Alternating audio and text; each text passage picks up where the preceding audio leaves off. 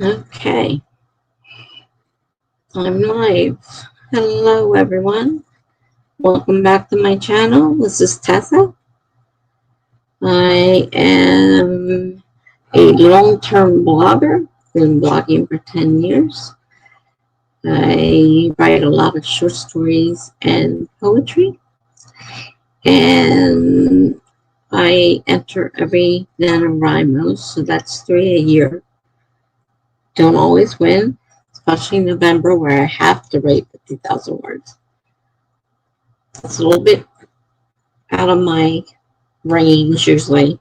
50,000 is a little hard for me to come up with. I am still working on the story I originally started in July and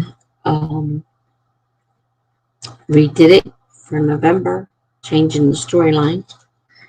And that's what I'm working on now.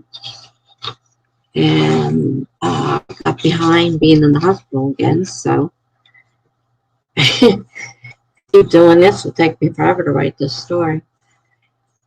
But it gave me time to think about it, and I realized I had forgot a section.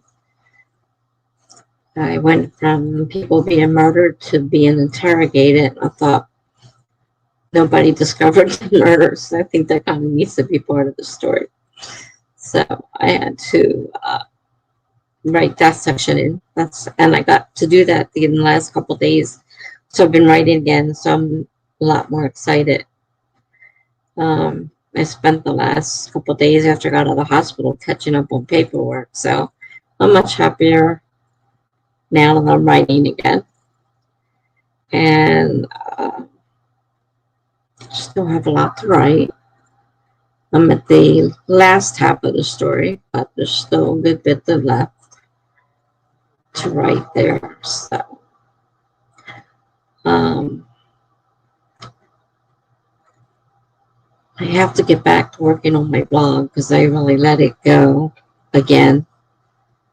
When I was sick, I let it go, and then it's hard to get back into it once you let something go. Like, it was easy not to write after I got out of the hospital because I hadn't done it for so long. And then when I got back to writing again, I got excited. I'm like, oh, good. You know, the excitement's coming back. I want to do this. Because I don't usually, after I do Nano, I don't usually do anything with that piece I wrote. So this is the first one I'm really working on, and I'm really excited to be working on. And much happier now that I've started. Last couple of days I've been writing. Last night I was looking for a live stream and there weren't any, so I created my own.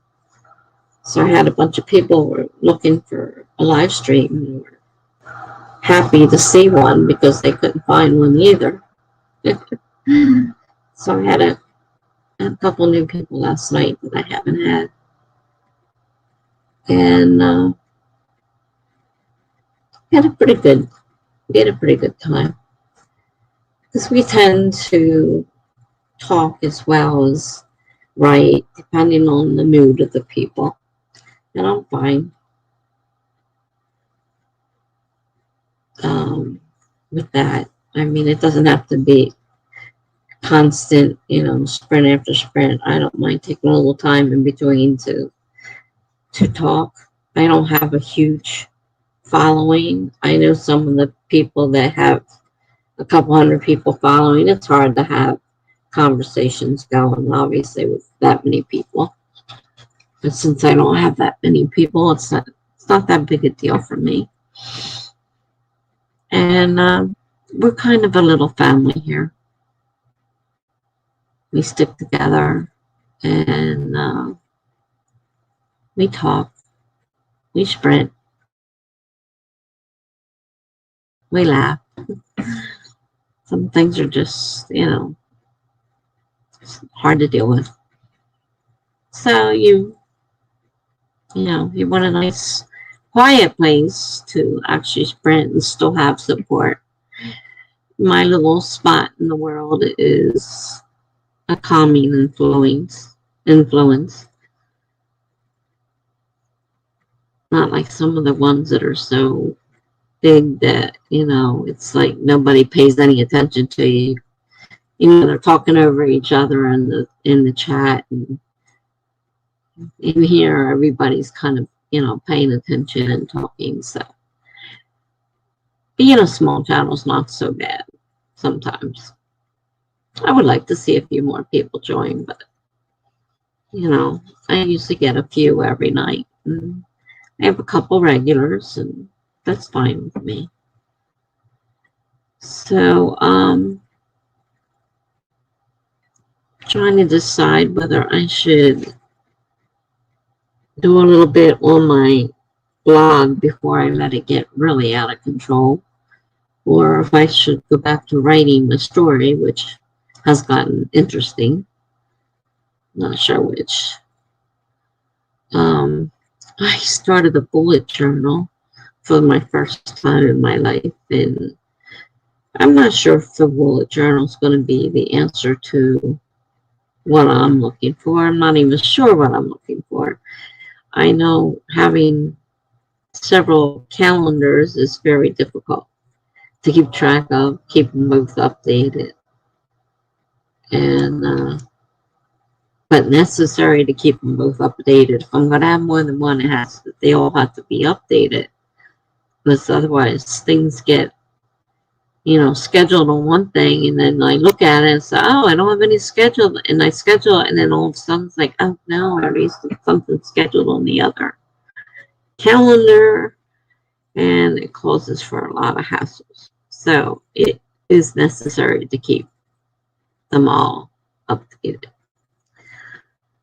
So I'm trying to come up with a solution that will be one calendar. I'm not sure the bullet journal is exactly what I was looking for, although I can, put in there whatever I want. I have a happy planner, and I can kind of also set that up any way I want. I have a wall calendar, a big wall calendar. It has lots of spaces because I have a lot of things, like a lot of doctor appointments. And with Bayada nurses coming out with healthcare, I have all their people I have to schedule too. So it's like I need one place that has everybody on it. They're used to my big calendar now. They'll go and put their own information on there by themselves. They're used to how I work. They just check, make sure there's nothing there, and put their name down in time. I don't even have to do it anymore. So I think I'll get ready, and I will set up the first sprint. I prefer 30 minutes. So unless I have somebody in here who doesn't like 30 minutes, then I will negotiate to what others want. But since I'm in charge and nobody's here, I am going to make it 30 minutes.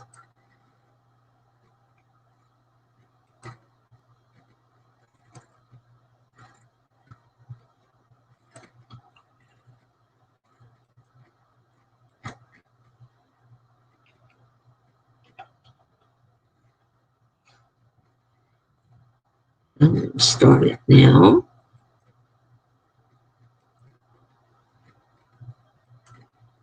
Okay, sprint number 1.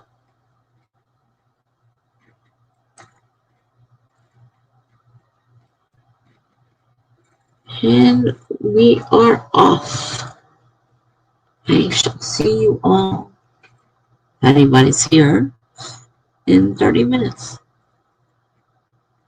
Let me check that blog of mine out. I can find it. I haven't been in it for so long.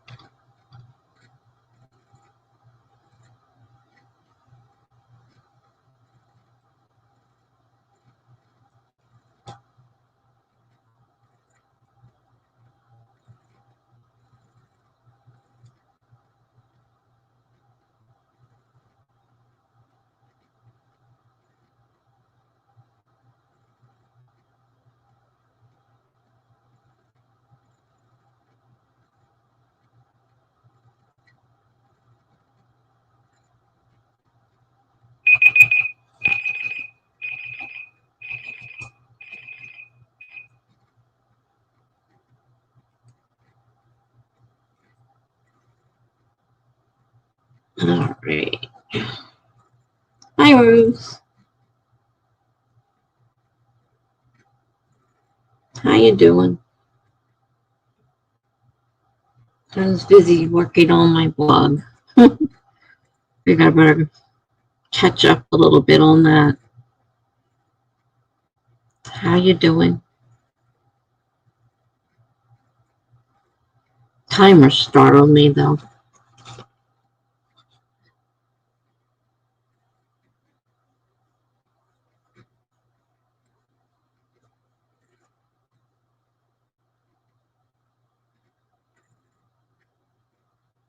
So I finished one blog post and I started a second one.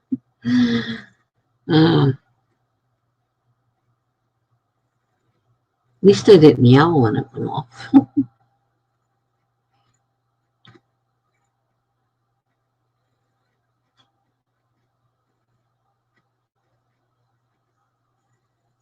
Tonight will be probably quiet in here because Laura writes and Kevin the writer are having theirs tonight.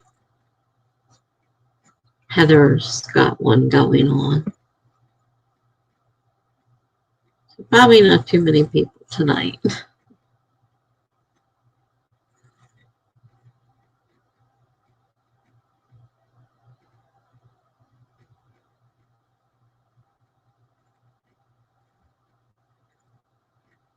I'm gonna write on my story too because I got writing. I was started writing again the other day and I was caught back up in the story. But I figured I better do this blog before I let it get too much further behind.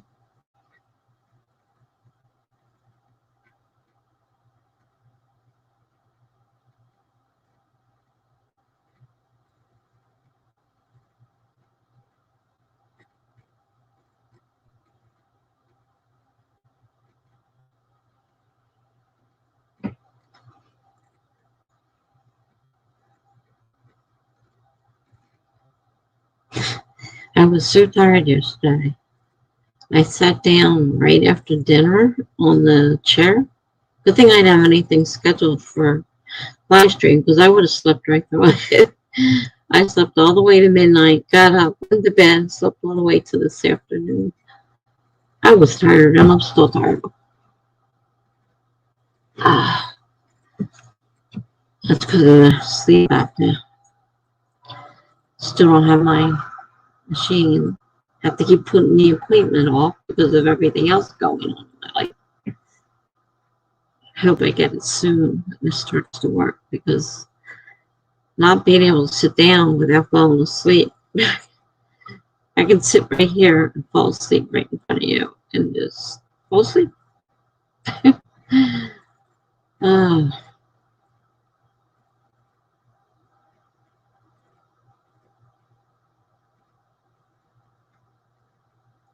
that was my first sprint.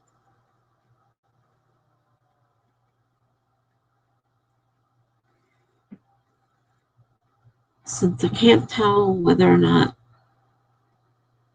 you're actually here or just stop by to say hello.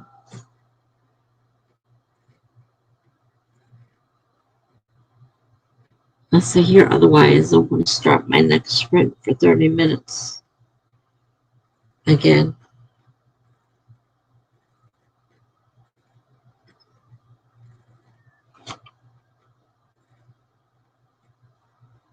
Get back to my blog. Try to get that caught.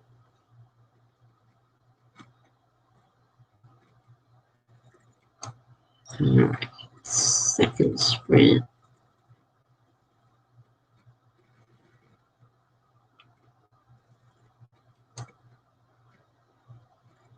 Alright, I'm going to go for 30 minutes. 30 minutes. Starting 5, 4, 3, 2, 1, go.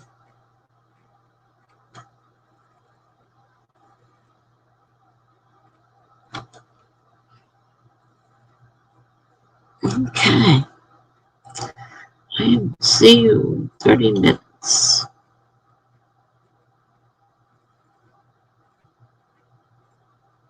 Where am I?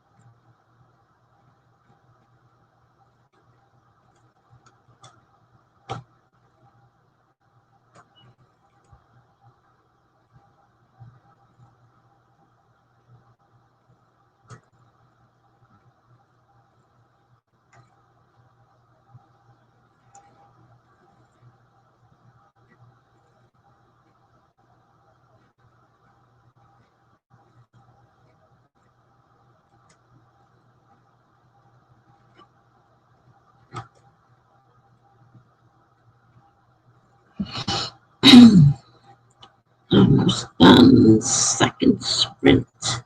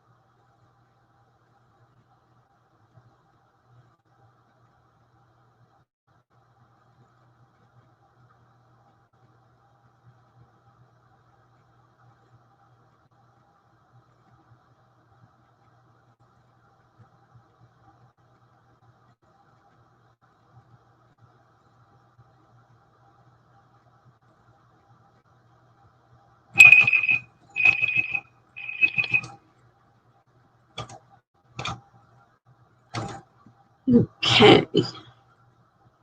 Second sprint done. I did a little bit more on my blog, and I remembered I was creating a video, so I'm trying to get that up now. It changes things again. They're always changing the layout. I never find anything. Just when I finally figure it out, they change it again. Oh boy. I don't know if anybody got anything done or not. Post it if you wish. If not, you don't have to.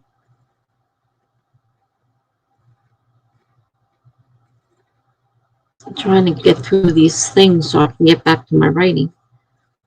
I've been putting them off so long. I need to get them done.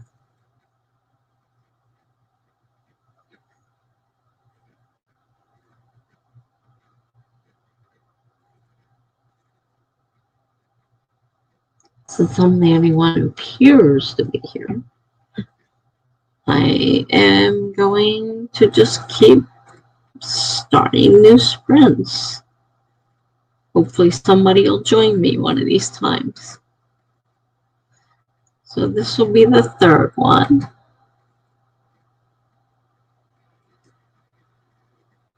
I'm getting a craving for hot tea, and that's what burnt my mouth the other day, and I want it. I don't know if I have to make sure it's not too hot, because my mouth still hurts from that. I burn it bad. All right, so this is the third sprint. This one is going again and be another 30 minutes.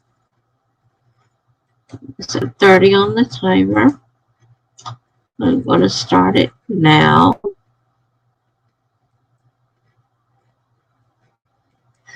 Okay, it started. Anybody who's still here, we started in the third sprint. And I'm going to see about making some tea, but I have to let it cool down much more than I did last time. My biggest mistake was to use the microwave to heat up the water because it wasn't hot enough. And I went too far when I tried to swallow it. Thank God I didn't swallow it because it would have burnt all the way down inside, and that would have been much worse. I just burnt my tongue in the inside of my mouth, the lips and all. I spit it right back. So I learned a very valuable lesson, that one. I want some hot tea, so I want to get it so it's warm but not hot. So I like the feeling, the soothing feeling of the heat. And I don't like the burning feeling. That was bad. So I will be back shortly here. I'm going to mute myself so in case I make some racket. Nobody has to hear it. And I will be back.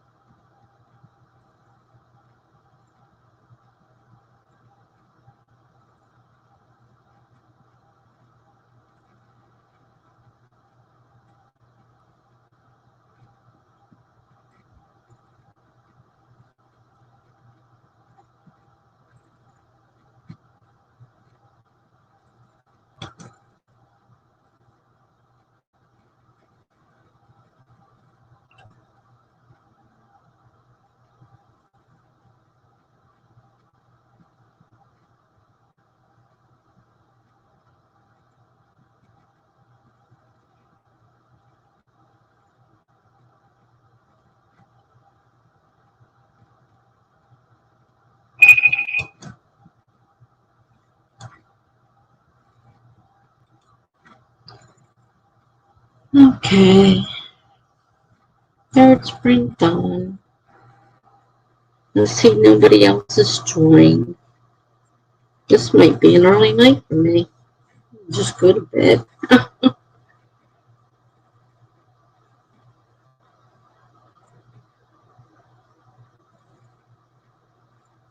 Gonna work on another blog post.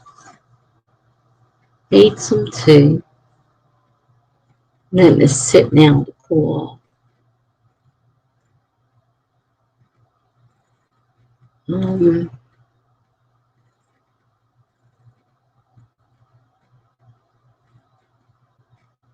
another night when nobody. I mean, still early. No, actually, it's almost 2 hours have gone by. Wow. Not as early as I thought.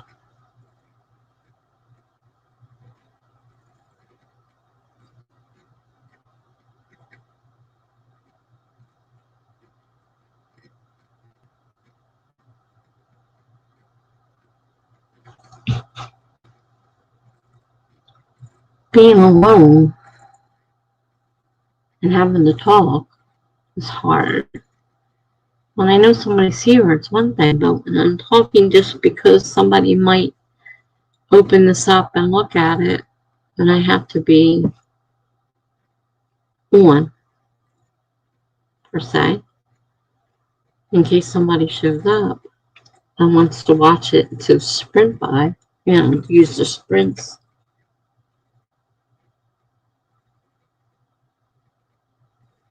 It's hard to know what to say, though. I mean, most of the people that come all the time already know my story.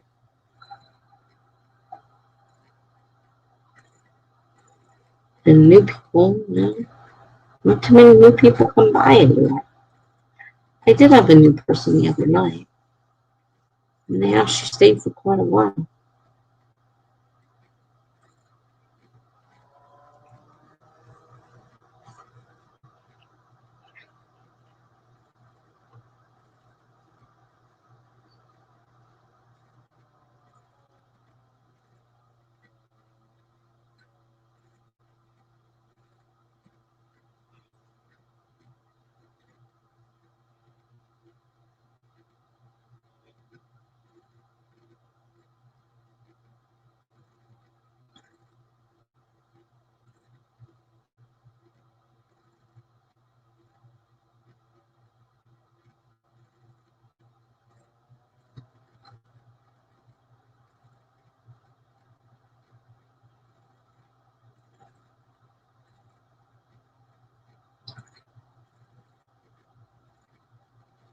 Trying to come up with a haiku for one of the prompts.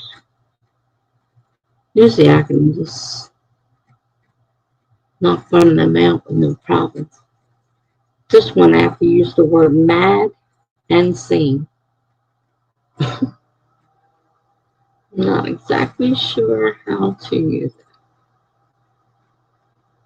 It's making me mad and sane. Just thinking about it. Insane is more like it.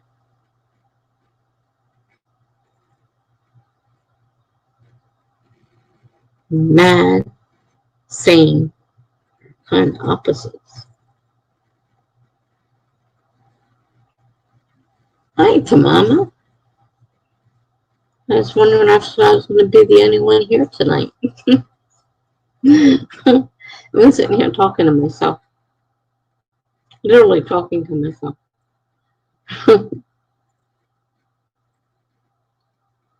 How are you doing?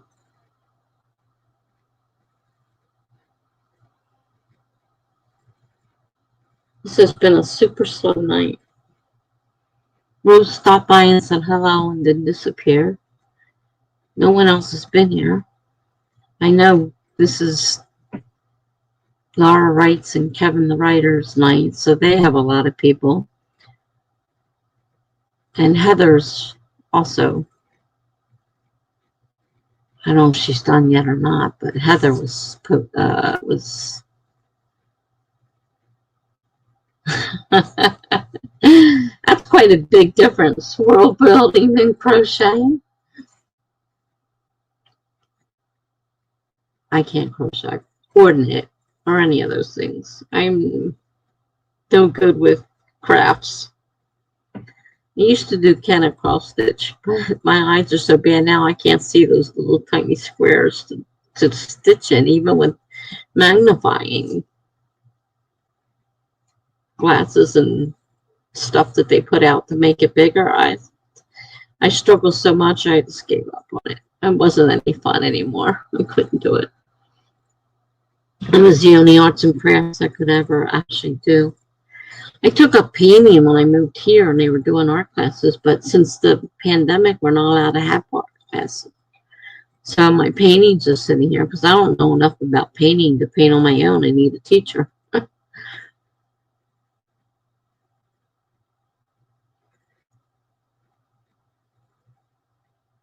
I can't help you with your decision, unfortunately.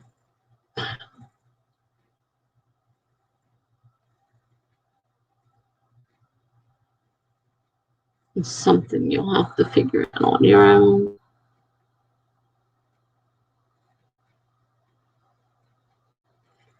No, I can't can't afford to buy the paints and stuff. They do all that. They provide the class. They provide all the supplies. So that was just right up my alley.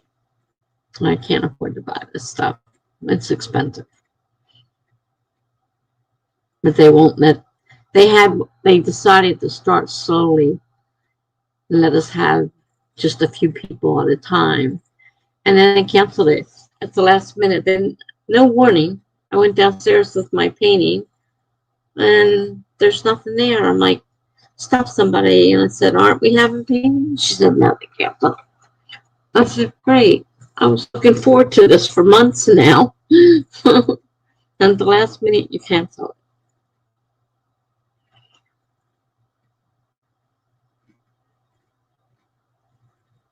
So until they start the classes and start paying for the painting supplies, it won't be painting.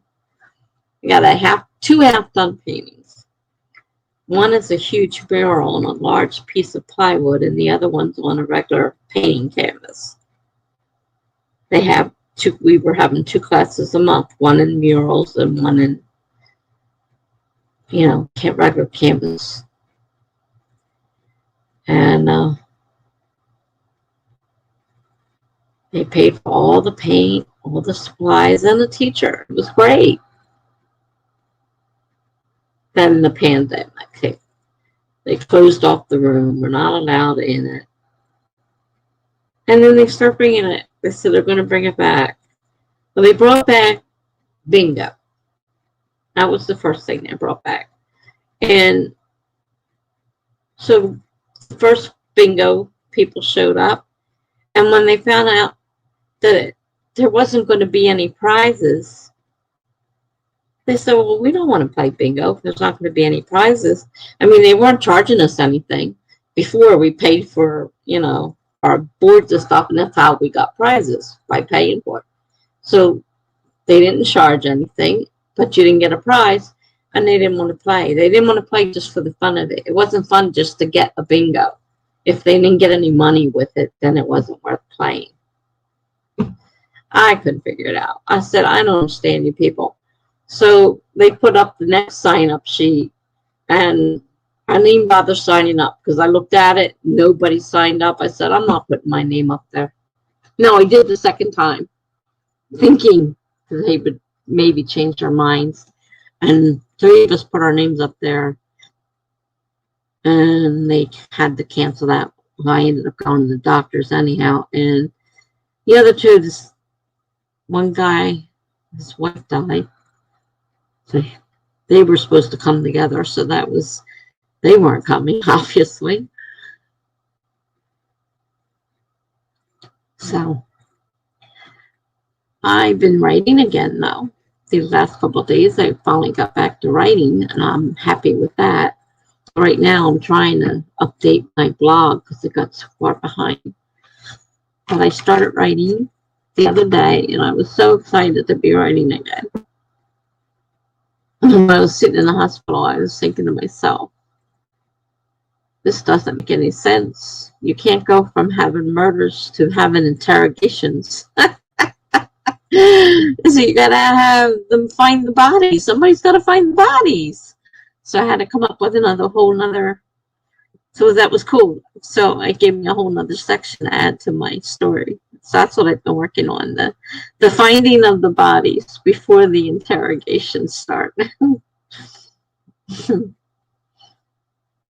And of course I had to update my story Bible because I had to keep all the cops straight, and who's who and who's what rank, what job they're supposed to do, and all that stuff.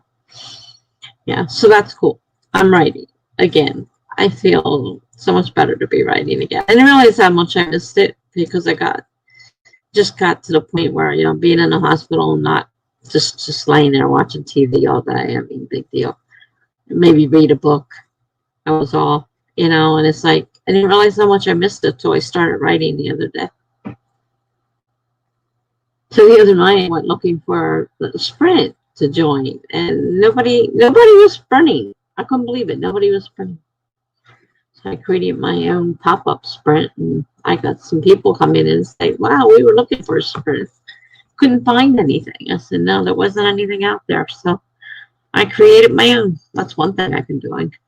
I can create my own. And if people join me, all the better. So did you plan on staying and joining or just passing through?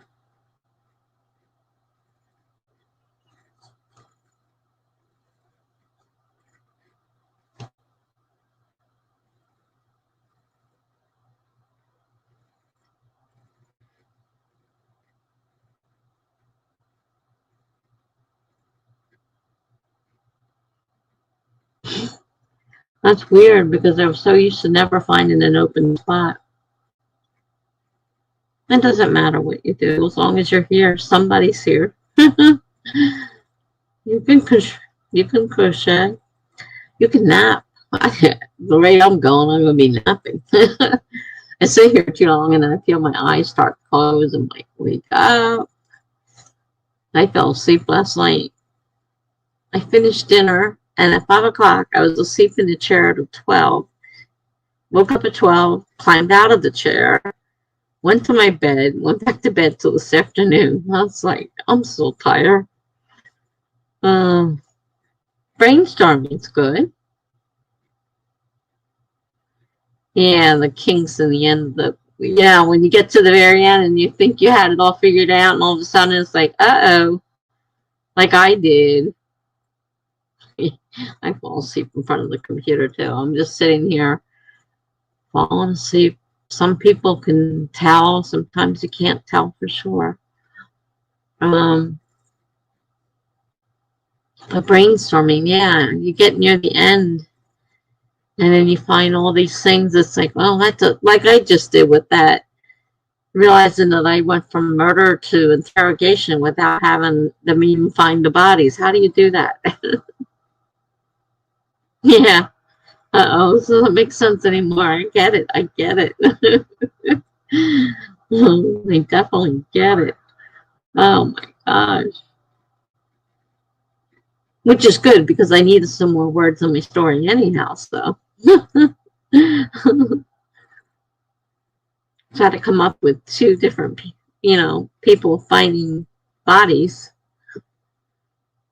and try to, fit it into a story. So, they've all been, well, one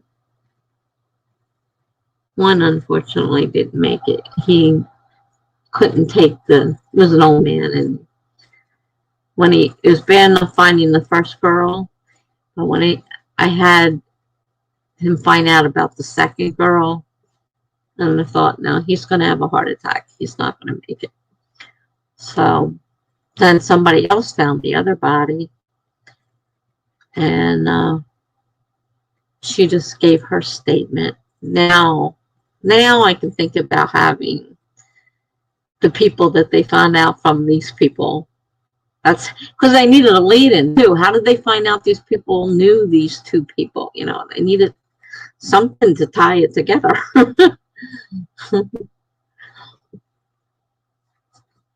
I mean, somehow they had to know about them, but how did you find out about this, you know, the people that were involved?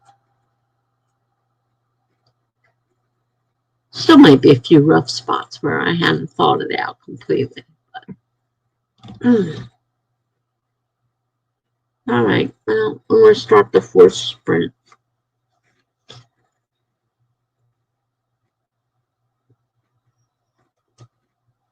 Number 4. Okay.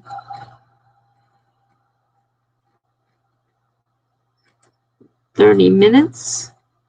We're going to start in 5, 4, 3, 2, 1, go.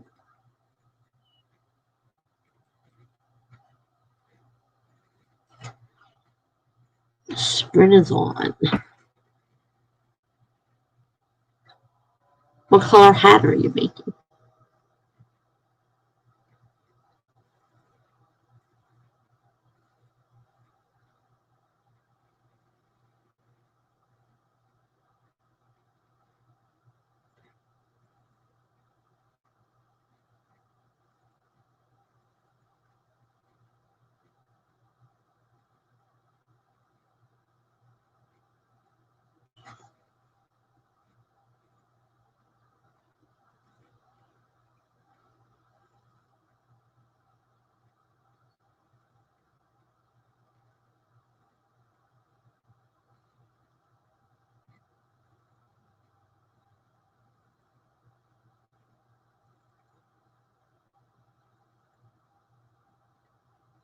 Neutral.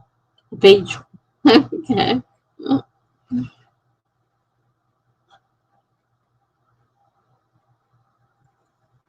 I got this thing going on with purple now. I want to make my thing purple. I've had teal for a while now, and I'm thinking purple. I want purple. Dark purple.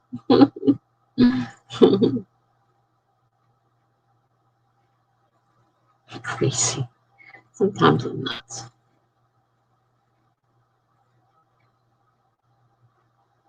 It's another job I got to do, but I'm not ready for that right now.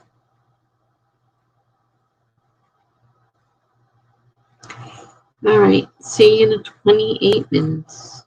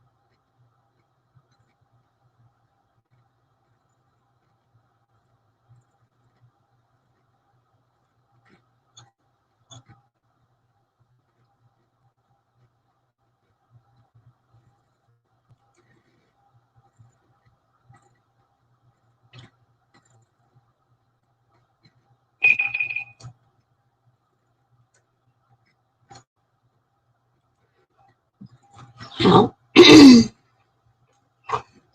guess that's all the blogging I want to do. I couldn't find anything I was interested in. So I did a couple and it just, at least it's caught up. Something's on it. It's not totally over. How did you do? Did you crochet your hat or did you brainstorm or did you write?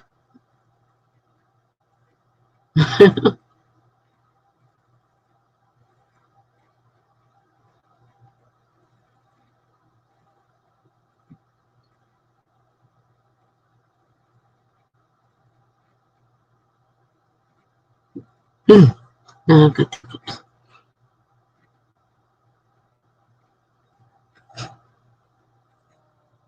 I want candy.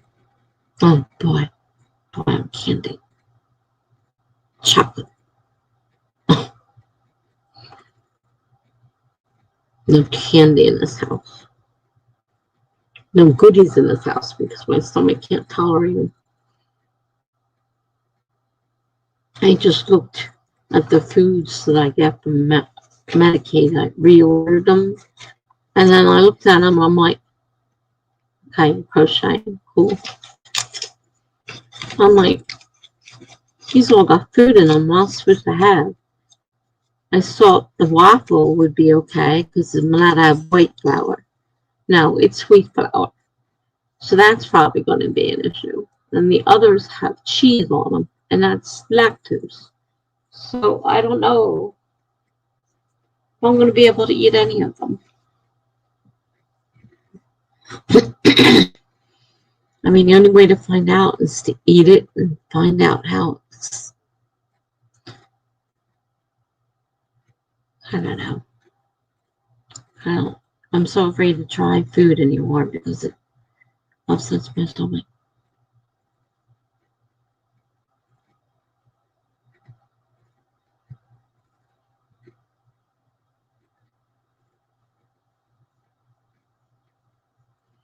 I opened up my document, but it's not looking, something's not right.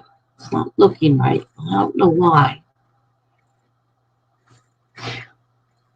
So I was just back and forth trying to figure out why it's not right. Because I use Grammarly and it's open. And it usually tells me when there's mistakes. And it'll tell me how many I have. And it'll say I have hours going up and arrows going up and down, telling you which way it's direction. And they're not there. And I'm not sure why.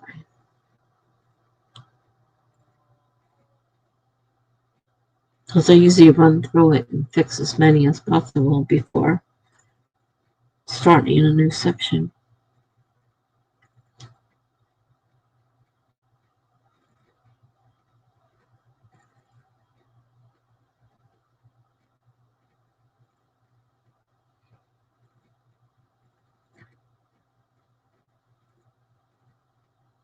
Okay, somebody else has joined us. I don't know if it's somebody who's staying or not.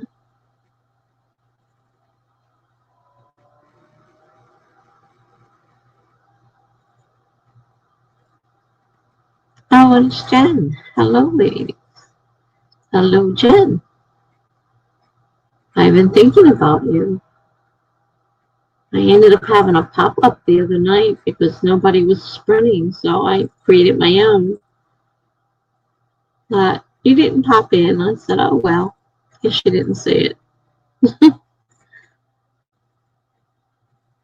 I see you changed your avatar. That's different. Can't see it clearly, but I can see it's different. I'm trying to stay awake. No, not last night. No, last night I fell asleep early. I fell asleep at right after dinner at 5 o'clock, and I slept till 12 o'clock, climbed in my bed, and slept the rest of the night and half the day. So it wasn't last night, it was the night before, and nobody had, I was looking for a sprint and, live stream, and nobody had one. So I started my own. I had a couple new people in there because there wasn't anybody sprinting. I said, this is weird. Nobody. Now, of course, right now there's Laura writes and Kevin the writer, so they've got most of the people. Heather's also Heather Dewey Pettit is also, well, she may be done now. I don't know how long she streams for. That was earlier tonight. And your face looked creepy in the other one. I'm used to that other one. I was used to it. So I noticed this one. I'm like, it's different. I can't see it. So I don't know if it'll get any bigger. Let's see if I can get it to show a little bit bigger so I can see. Well, at least you look like a person and not, if that's you, you look like a person and not a cartoon character. mm, nice. So right now it's just Mom and me. A couple other people must be here or signed in and disappeared. I think Rose said, was it Rose said hi and then disappeared? Rose, yeah, she said hi and then I said hi and then she disappeared.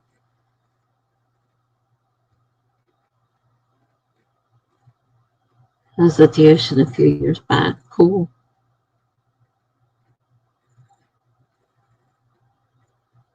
Yeah, no, it wasn't me last night. Like I said, I fell asleep in the chair after dinner. It was like 5 o'clock at night. I was gone. I woke up, it was 12 o'clock.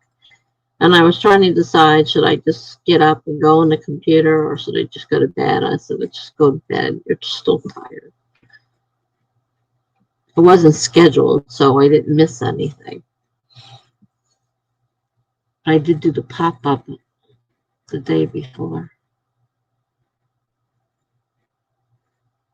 That's one thing when you can do them yourself. You don't have to look for one. If you can't find one, just set one up and somebody will join you. So we're getting ready to do another sprint. I don't know if you're ready to. Are you joining tonight, Jen? Are you writing? I mean, you're usually writing most nights, so that's probably a dumb question.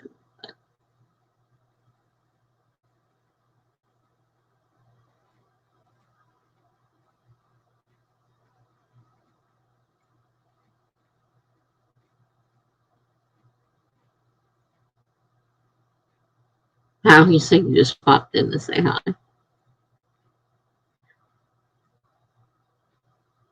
I know the tired feeling. I'm sitting here falling asleep. I don't think this will be on much longer. So Mama's crocheting. I'm falling asleep and I'm trying to get. I got back into my story the other day, and I'm so excited because I was starting to write again. And I'm tired tonight, and even after all that sleep I got yesterday, I'm just so exhausted. So I know what it's like to be tired like that.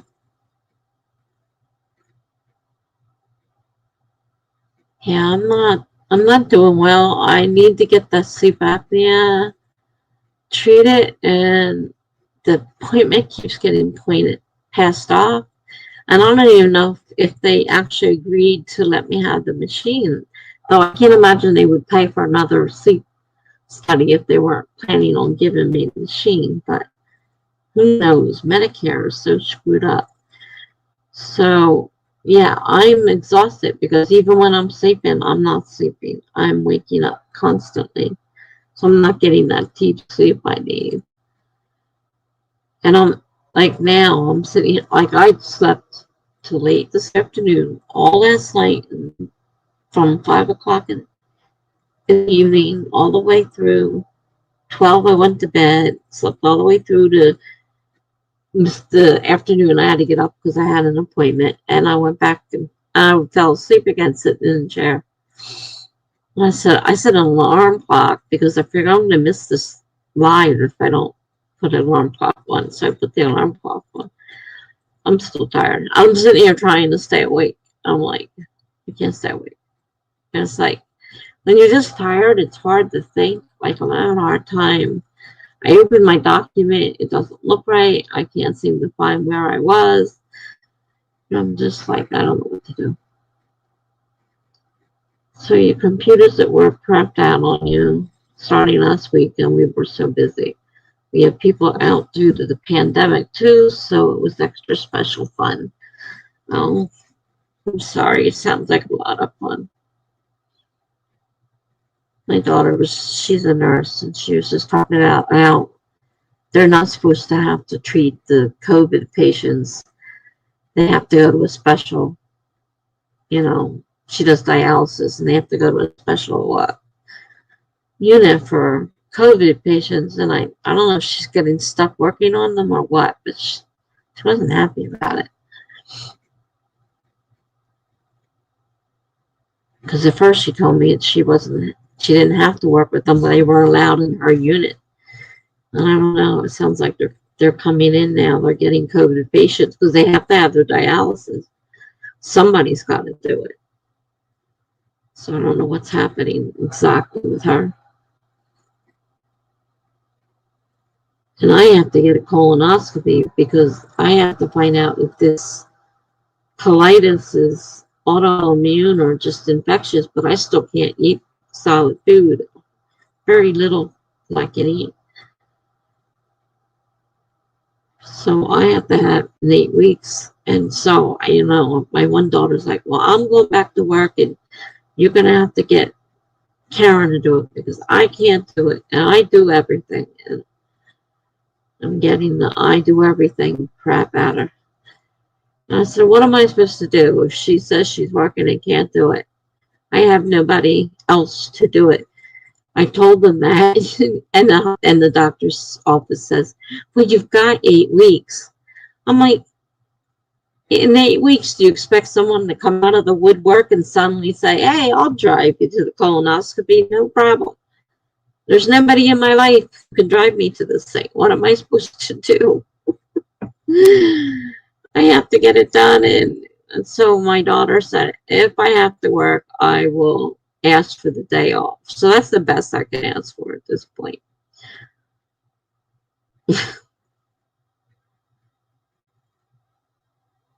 Because my sister won't do it. Because my sister is so freaked out about the pandemic. She doesn't want to be anywhere near me or anybody else. It's not just me, but anybody else. And one of her kids doesn't want to wear a mask. And she said, you're going to have to wear a mask around me. I'm not coming in my house without one. I'm not going to be around me without one. And like, and she's a doctor, and she doesn't wear a mask except when she's forced to at work and at home with her mother because her mother won't let her anywhere near her. So I can't ask my sister. She won't get that close to me. Even if she could take the day off of work, she works from home, I think, right now, anyhow, mostly. So that's not an issue, but she won't get anywhere near me. Because, God, I might have it. I might get her sick. I'm not getting anywhere near.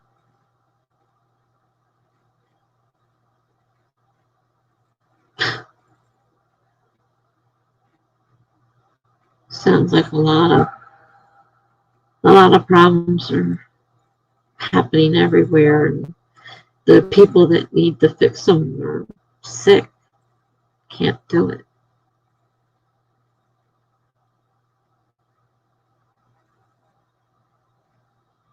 People got this crazy idea that this thing's just going to go away all of a sudden. I'm like, not just going to go away all of a sudden. It's going to get worse, probably.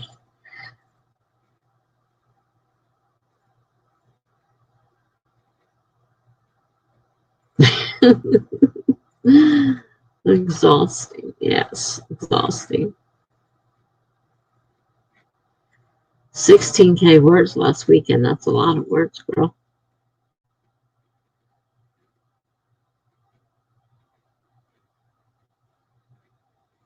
It's really hard though because reading is supposed to be fun, and you're working for somebody else, so I don't know how much fun you get out of writing for somebody else.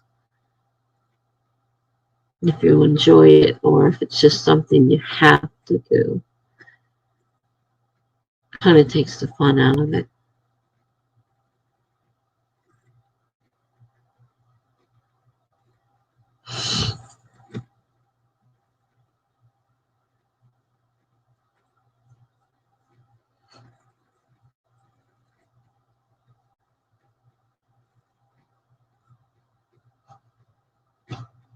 I don't think I'll be spending a long night. I have a lot of deadlines, but I also have a week off after Christmas. Well, that's good. That helps.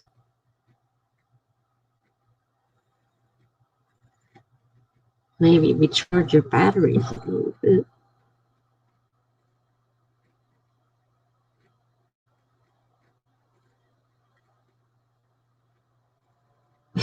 Stay at home writer time too. Yeah, as I said, it kind of takes a little bit of the fun out of writing if you're not even your own stuff that you're writing on deadline. Deadlines for other people.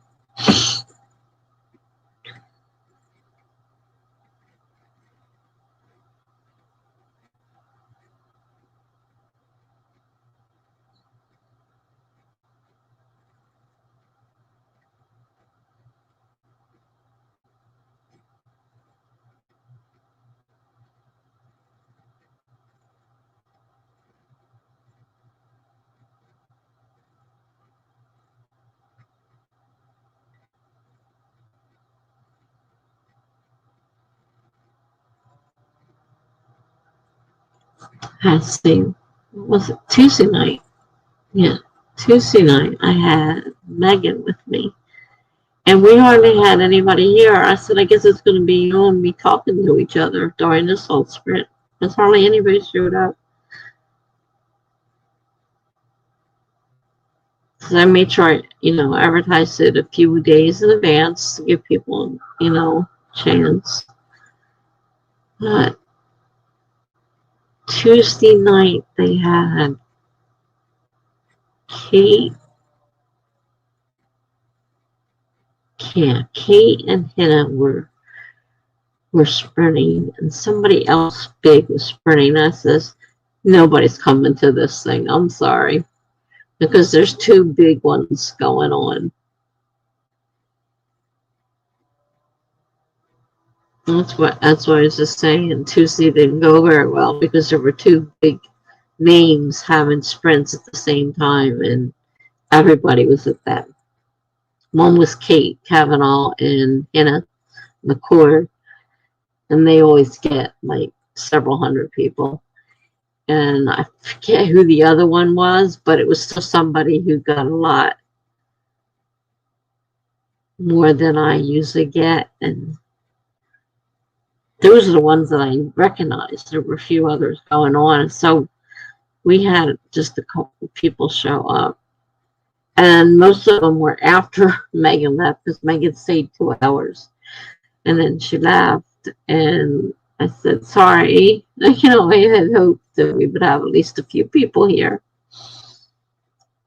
There's pretty much Megan and I. The first 2 hours, anyhow. And I had hoped you would show up. And I said, well, no, it's getting late now. I don't think she's coming.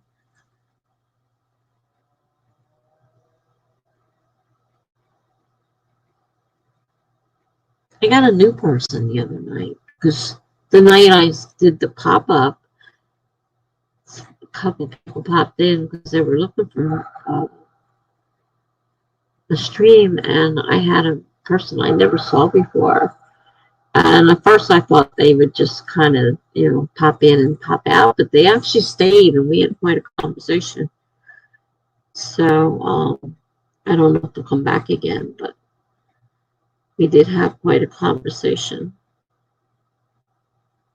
They're a pantser like I am, so we had a lot in common. But whereas I will write more than one project at a time, they believe in one project at a time.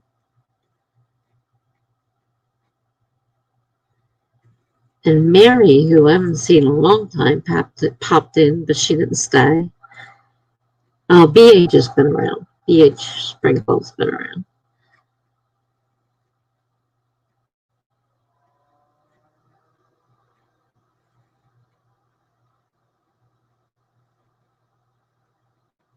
So she stayed the other night and wrote. So it's been kind of slow right now. I know it's the holidays coming and people are doing other things. Nano's over, so they're not looking to, meet word deadlines and stuff. So there's not that many people out there looking to write right now.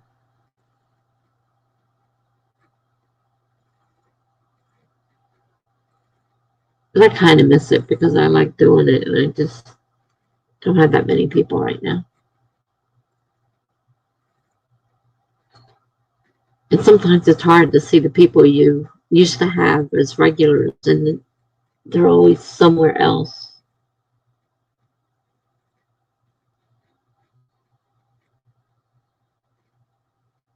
You have to look for somebody else to guess who's. I asked somebody. They said yes. We were setting up a time. And then they said, oh, my internet's not working right now. I can't stream. And the very next day, I saw them streaming, doing their own live stream. I'm like, well, that was a pretty bad lie to tell because I see you streaming. You just got done telling me you don't have internet right now and you can't stream, and now there you are streaming away. Well, I didn't say anything. I just ignored it. It wouldn't get me anywhere. Yeah, there's people out there to do that. Well, Nikki made a big thing, Nikki Swanson, about wanting to be on stream with me because I stream so long and she wants to be on for a long length of time and she's only got free so she can only stream a little bit. So I said fine, okay, fine, and I tried to set up a time with her and she kept acting weird and then she'd ignore me, then she'd say something and I'm like, Nikki, are you going to pick a day or not? These are the days, and if you can't make those days, let me know when you can and I'll try to set up the time for you. And she started acting really weird. And finally I said, forget it, Nikki. I don't know what your problem is. You won't let me know whether you do or you don't want to do this. A yes or no is all I ask. You're not answering me.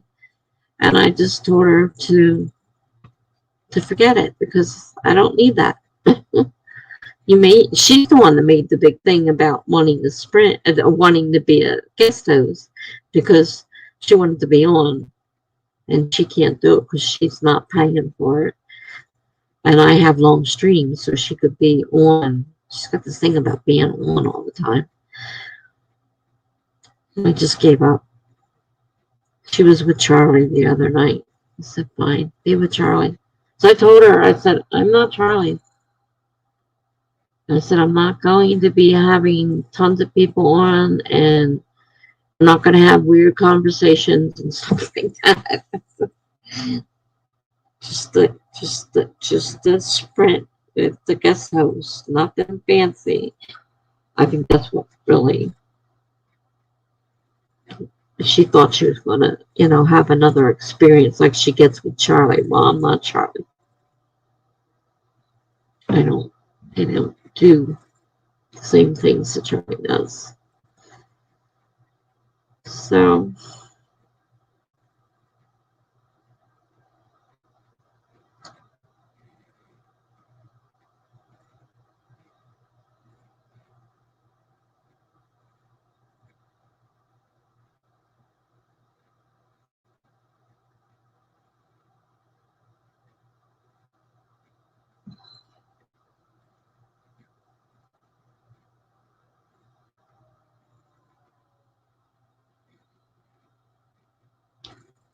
should we sprint again? I know Jen said she's not writing, so that leaves to Mama if you want to sprint and work on your hat or not.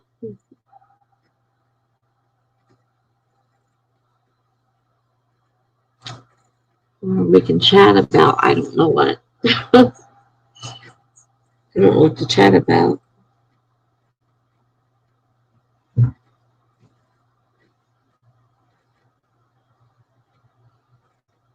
Oh, he got 2 inches done. Wow. Cool. Yeah, I never could figure out how. My sister crochets all the time. She she'll crochet Barbie clothes and stuff for shows, craft shows, and then every new baby gets a blanket. So like she just made the last one was that I know of. She may have some at work she made, but she made one for my grandson, his when he was born. But she always makes the babies. All the babies get a blanket. Some years I haven't messed up the stitch count yet. My problem is following patterns. My mom tried to teach me how to knit. I knew and did a little bit, but I couldn't keep up with it. And then forget the crochet, and I never did get that. My sister got both of them. My mother was able to teach her both. So my sister can do all that, but I can't. I just can't do it. And the little bit of crocheting I did pick up. I mean, I was doing these long, thin things I didn't know, like, and then I sort of learned a little bit how to turn it so at least it started looking like a scarf instead of a humongous long string. But I didn't know how to follow the patterns. I didn't understand any of that. So it was, even with sewing, I had trouble following the patterns. I do better by looking at and eyeing it up and doing it that way than I do trying to follow a pattern. Because I used to make all my own clothes. They were very simple patterns and very easy to do. And my kids decided to make it this pattern. I thought this would be cute. I was going to make my daughter a dress. Well, it didn't look like the pattern at all. So my friend stepped in. She goes, "You want me to help you?" So she ended up making the dress because I could not follow that pattern to save my life. I was going to try to make my wedding gown. I found a pattern I liked. I said, "This will be neat. I'll make a wedding." I would make all kinds of other stuff for myself. I thought maybe I could make a wedding gown. I'm glad I did not attempt to make that wedding gown. I don't think I would have pulled that one off. I just bought a regular dress off the rack. It wasn't even a wedding gown. I didn't have the money. My parents gave me $500 to here plan your wedding. That's all we got. Well, certainly wasn't going to get a wedding dress with that, let alone anything else. So I bought a plain white dress that kind of had the stretchy tight bodice, and it had the edge around the bottom about a foot or so, and it was so it was fitted, with the stretchy bodice, that whatever they call that, ruching or whatever they call that, and I had the shorter sleeves, and then I had to provide my sister's bridesmaid gown out of that too. And neither of the other girls had any money. So we went to a store, and for $12 a piece, there were exactly 3 dresses. All 3 of the girls fit in one of the dresses. And we didn't have to do anything to it. And they were the same style, except they had long sleeves. So they had and multiple colors, whereas mine was all white. Theirs were blue with the stretchy piece across the front was a couple different colors, and then the dress was mainly blue. So the guys were in beige with blue shirts, I think, beige tuxes, and my ex-husband, was in a white tuxedo.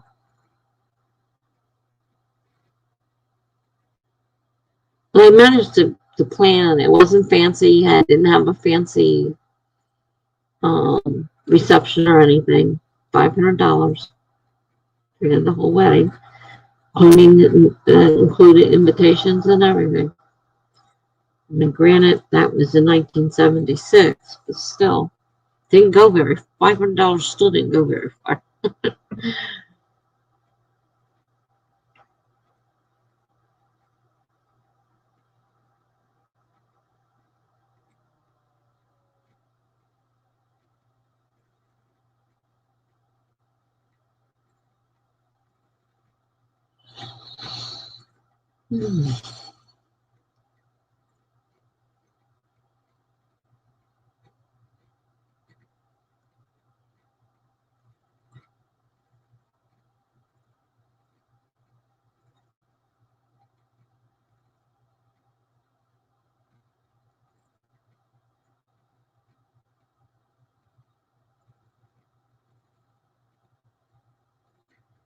And my tea probably cooled down by now. I burnt myself so bad the other night with the hot tea. Burnt my mouth, my tongue, my lips. Oh, God. Still hurts a little bit. Well, I wanted some tea, but I'm sure by now it's cooler. I'll probably drink it. I can't get up. Oh.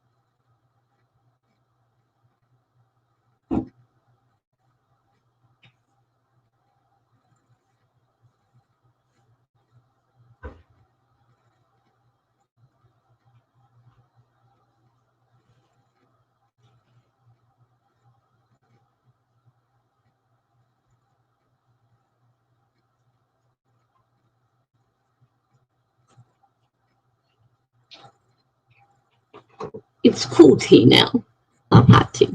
Cool tea.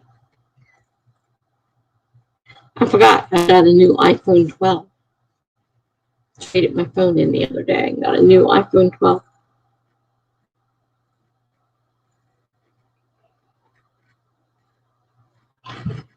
It's a lot different though. Trying to get used to not having that button on the bottom.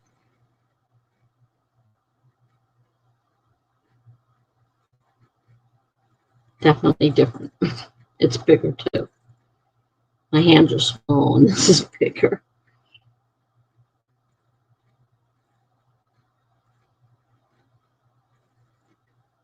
I mean, a snowstorm last night. I had to go to the doctor, so I drove to the doctor, sliding all over the place. And I called Verizon to see if they were open because I needed a few things done. Yeah, we'll be open. So I drove all the way over there. They were closed. Must have closed up after I called them. So I had to slide all the way home.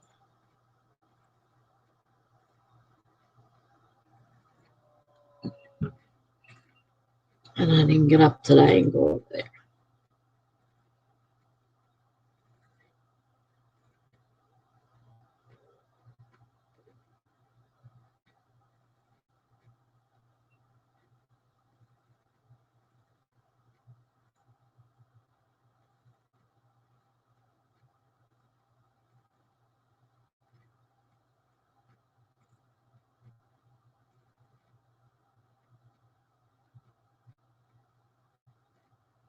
Are you still there, Jen?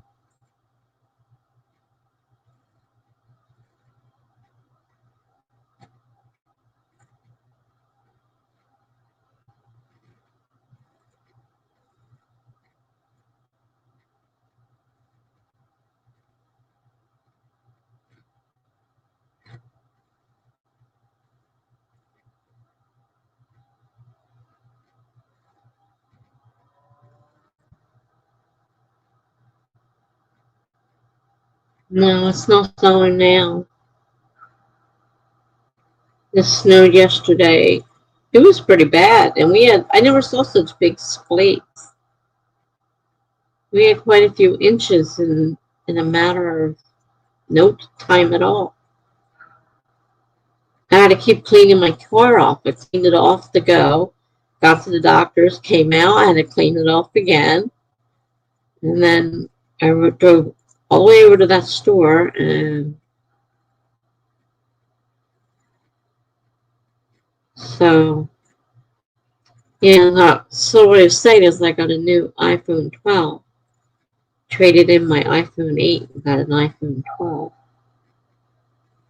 But it's so much different from the iPhone 8. I'm still learning how to use it.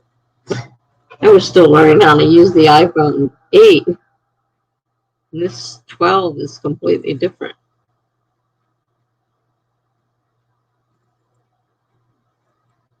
I can't figure out how to turn the picture sideways. There's got to be a setting on there somewhere. Rain here for the first time in a while, and because people can't drive here, a big rig jackknifed on the freeway this morning. Oh, God.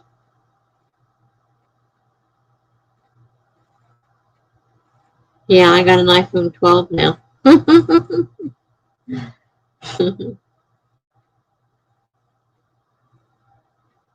I told my son, and he's like, did your own phone break? I was like, what does that have to do with anything? You kept asking me why I hadn't gotten a new phone yet, and now I get it, and you ask me if my old one is broken. He says, I just didn't expect you to get one. Well, I did. I don't know what I'm doing with it, but I got it. As long as I can make a call on it. I didn't get the super fancy one where the phone pops out. I did not get that. There's several different versions of the 12. I did not get the one where the phone pops out. It's just a plain old iPhone 12. Much fancier, though, than the old 8 I had. Even though they had that fancy one that you can pop the phone out.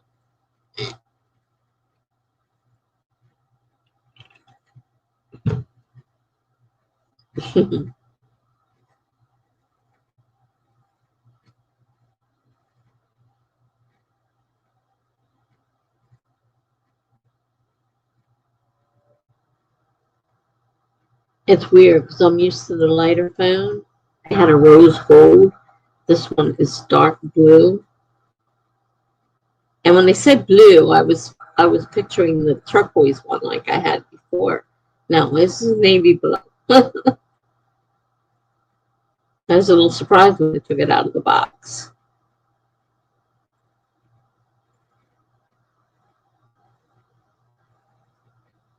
Because I didn't have a picture of it.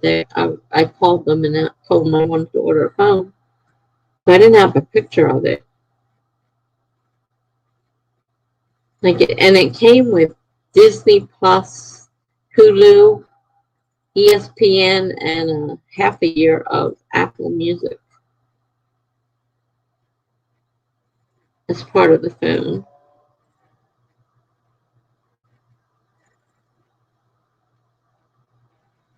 I had to call back and get them to help me set it up because I couldn't figure out how to do it.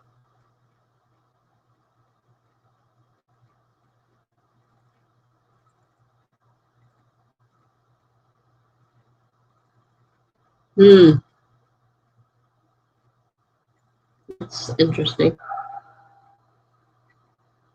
Yeah, this is just a dark blue one. So it's a little different from what I'm used to.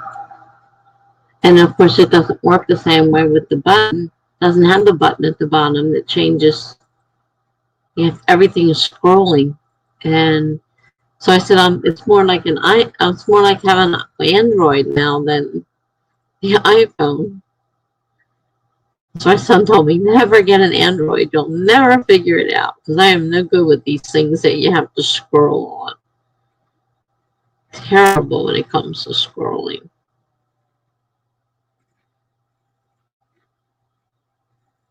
Yeah, this one's a lot bigger than the one I had. I don't think it's the biggest phone they have, but it's certainly a lot bigger than the one I had.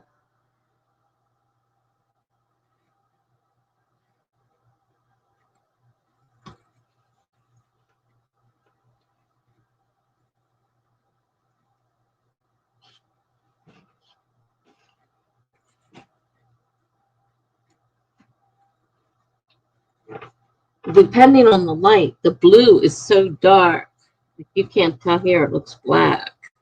But if you get it in the right light, you can see the blue.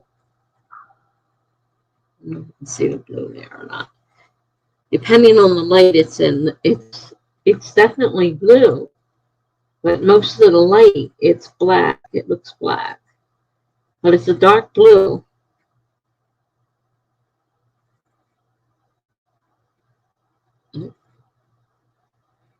It's the front.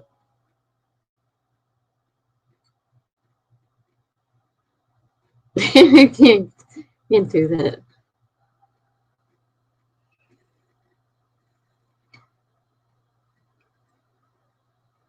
I haven't figured out how to turn it yet.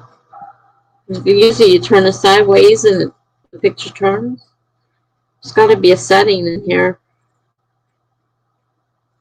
But I don't know what. I don't know what it would be.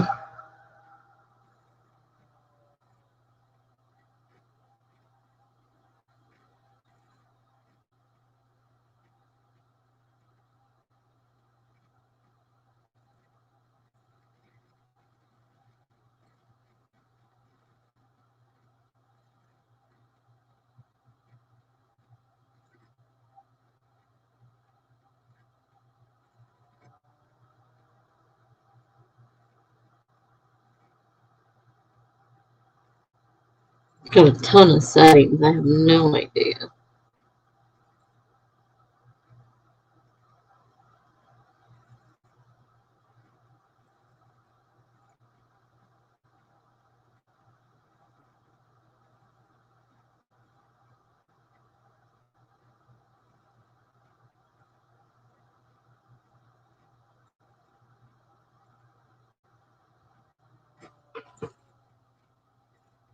I don't even know what to look under. I had a choice of blue, red, I think black. And I was expecting the blue to be like the other one, and it was like a turquoise. So I said blue, but this is navy blue. I mean, it's pretty under the light, but unless it's in the right lighting, you can't really see it.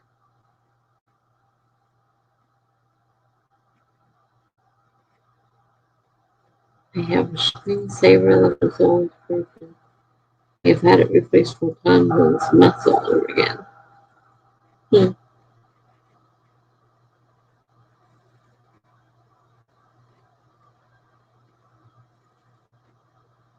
Picture in picture. Interesting.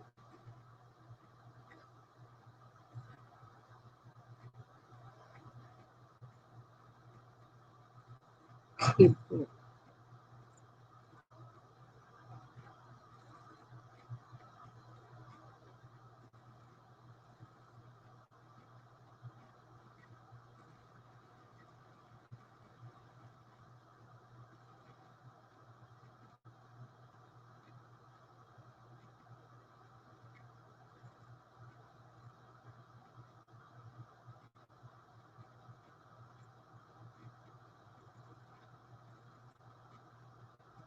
Keyboard. 2.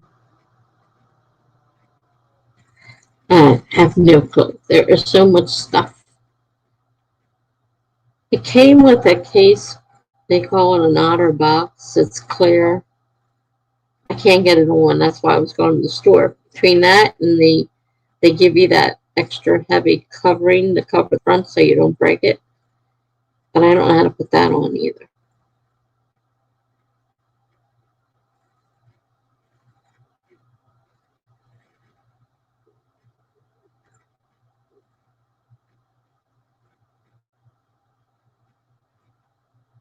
Picture in picture background app my phone storage,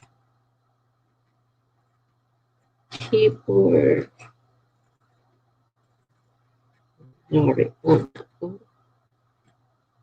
Fonts, no fonts installed. You can download apps that install fonts from the App Store. Interesting. Dictionary. VPN is not connected. Reset and shut down. Don't want to do that.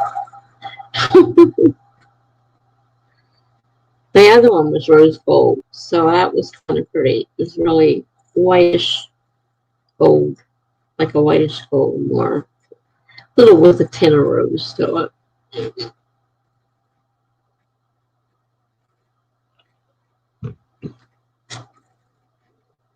I just sent that back.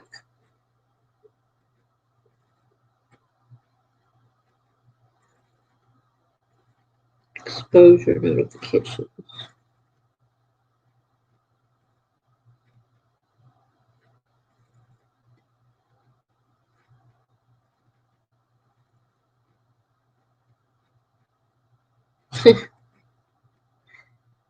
Exposure notifications are off. If you turn them on, your public health authority can notify you of possible exposure to COVID-19. Interesting.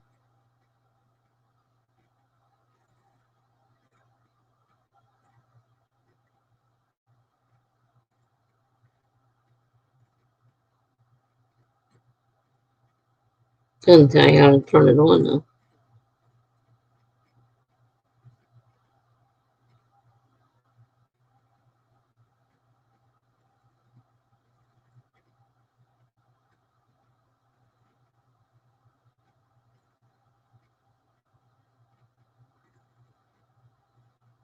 Trying to figure out how to, so that when I turn my phone sideways, the picture gets bigger and it fills up the thing.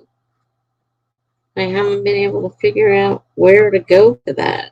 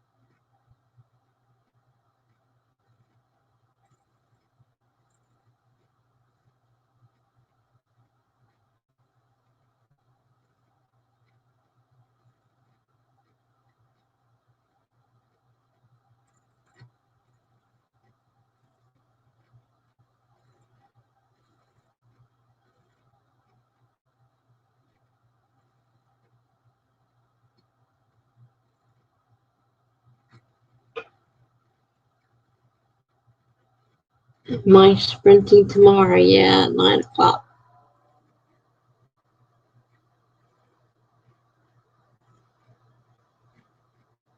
Tomorrow's Friday, I hope. This is the same thing. So tomorrow, Friday at 9 o'clock.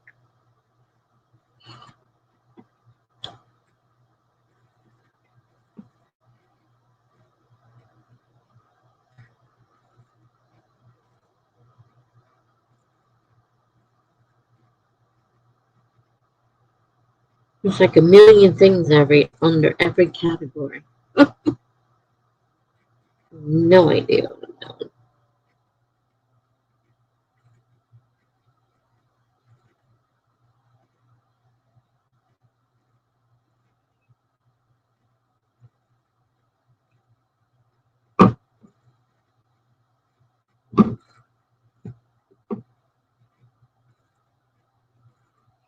I just bought a bunch of new trees. I used up all I had over 20, almost 3,000 points, so I bought a bunch of new stuff. All right. Yeah, I plan on being here at 9 tomorrow, so I'll see you then. Good night. Stop. Thanks for stopping by.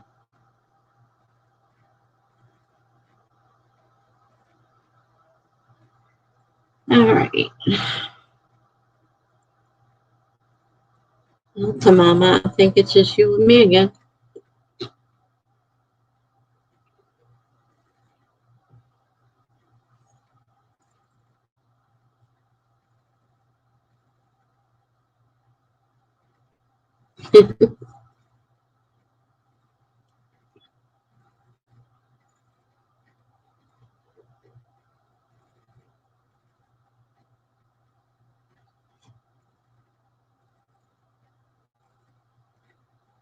I guess we'll send another sprint. Just you and me right now.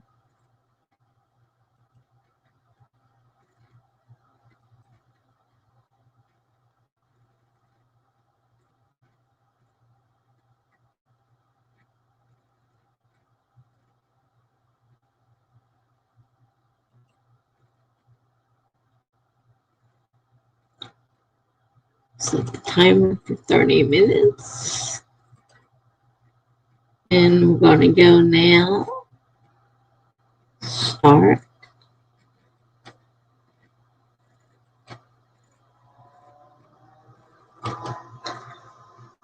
Maybe you get a few more inches done on your hat. I'm thinking about food again. It's time to eat.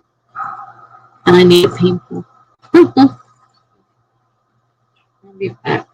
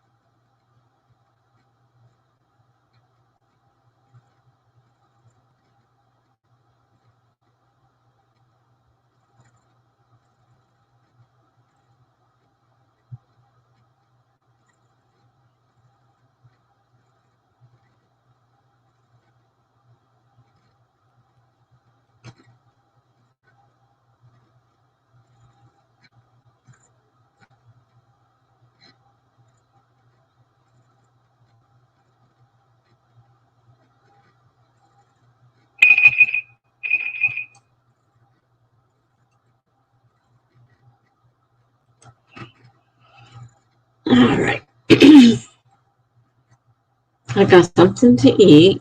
So far, it's staying in my stomach, and it had some foods that are on the iffy list. So far so good. uh, I was working on a section in my story that, according to Grammarly, is passive, and that it needs to be changed to, is it aggressive? Passive? Passive aggressive? Well, it's passive, and it has to be non-passive. And no matter what I seem to do, it doesn't seem to change it. And I'm kind of at a loss on, sometimes I can fix them. This one does not want to give in, and I'm not sure how to make it. Aggressive doesn't sound right. Passive? What is that? Passive? Hi, Kate. Nice to see you. Well, I'm glad. I'm not glad that you're feeling under the weather, but I'm glad that you're here to write. It'd be nice to have somebody else in here. Tamama's crocheting a hat. That's what she's doing tonight. Jen doesn't feel well, so she begged off. I am stuck on a spot in my story where, according to Grammarly, it's passive. And they're hard to fix. And I can't think of the other word. It's passive, and aggressive comes to mind, but I think that's something else I'm thinking of. So I'm stuck. I was trying to see what the other one is. Passive as opposed to active. I knew it was something. All right, so it's passive as opposed to active. And it gave me a couple of, examples, but I can't seem to reword this sentence to make it active rather than passive. I may have to give up and just say, forget this, leave it alone, because I spend hours doing it active. Yeah. Tamama says the hat is coming along. Also turned on the new Invisible Man to watch in the meantime, and so far creepy. The Invisible Man. I saw an older, much older version of the Invisible Man a long time ago.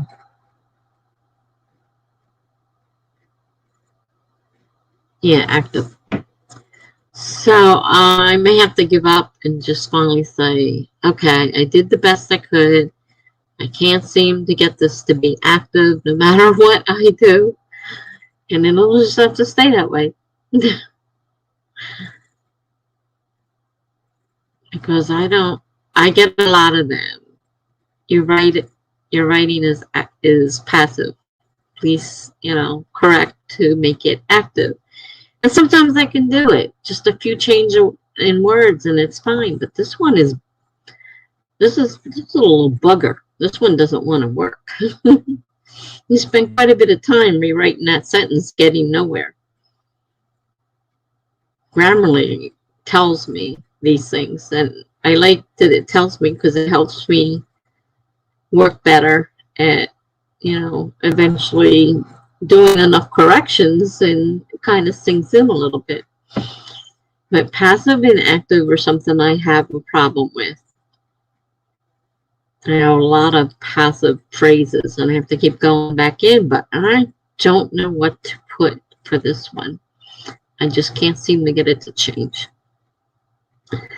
So we finished our 5th sprint. I think you're okay with 30 if I remember, Kate. We're doing 30-minute sprints unless you have another number in mind. If so, speak up. I can adjust. I don't mind. I usually do 30 when I'm alone or with other people who don't mind 30. But I do listen to other people if they have other suggestions, because there's some people don't like to write that long.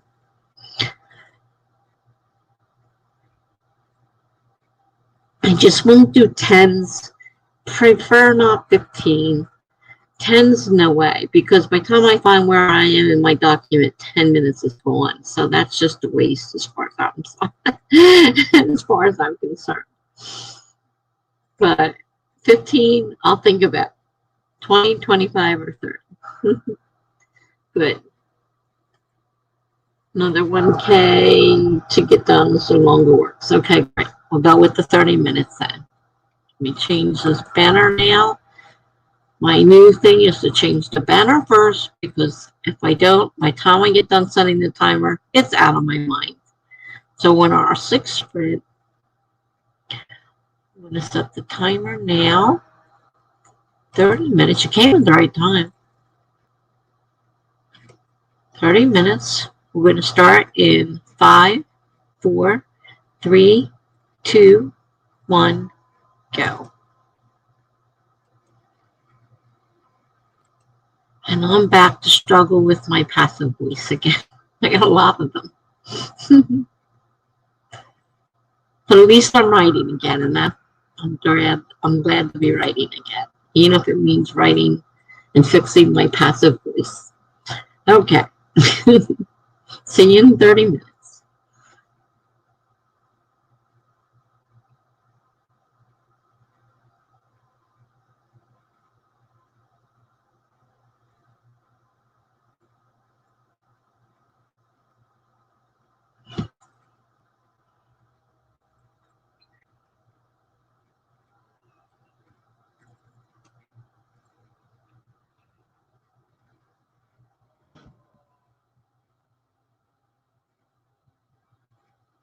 Oh man, I spent all that time and it took one word and now it's fixed. I'm such a dummy sometimes. One word.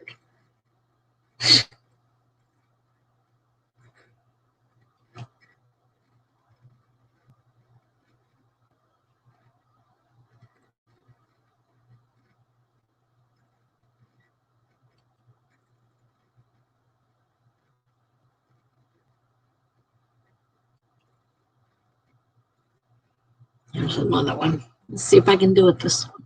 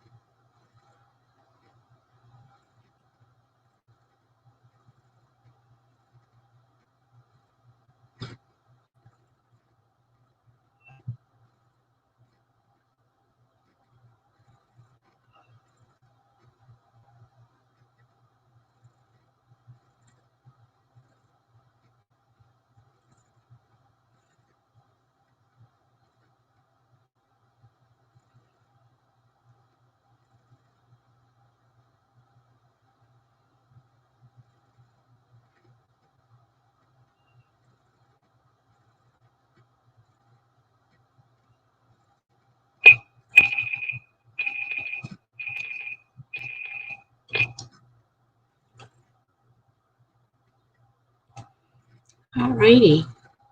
30 minutes is gone. I was amazed that I actually finished getting rid of several of my passive passages.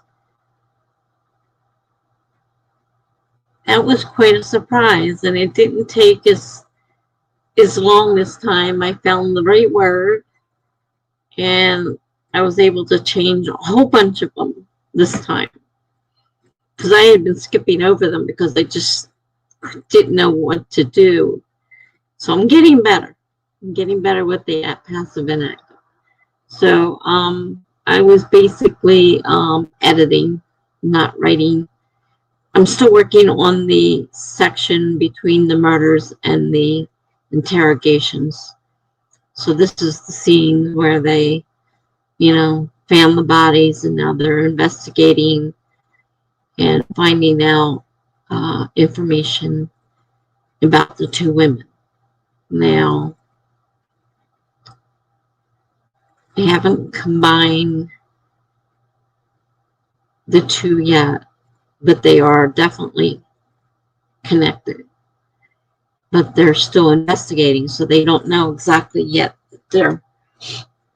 how they're connected. Because this first girl that I'm working on now, she was stalking the guy. She was obsessed with him.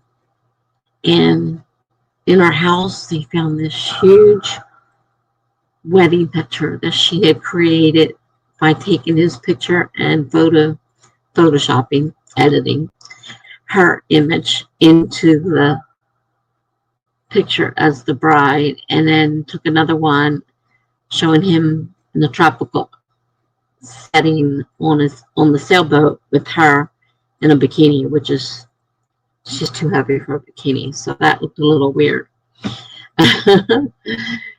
So, but she was obsessed with this guy, so she had hundreds and hundreds of pictures of him on the wall, and then quite a few of them she had put herself in the pictures too. And that meant cutting everybody who, if she happened to take a picture and somebody else was in it, she had to take them out. But was skilled in that area, so she could do it. There's people that can do that. You can take pictures and totally change them, and you can't tell that they've been, photoshopped, so to say.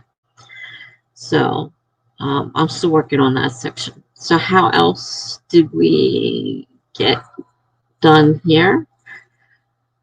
Anything else? Thanks to Mama. Yeah, I was getting a little frustrated with the passive and active, but that one was a productive one, and I got rid of a lot. I got rid of a lot of them.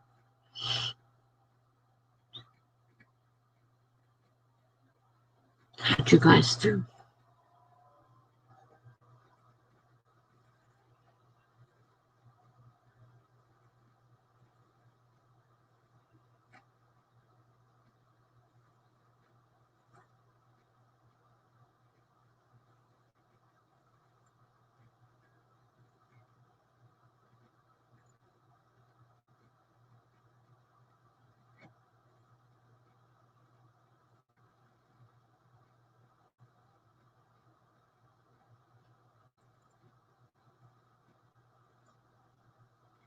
Tamara says, nothing exciting to report.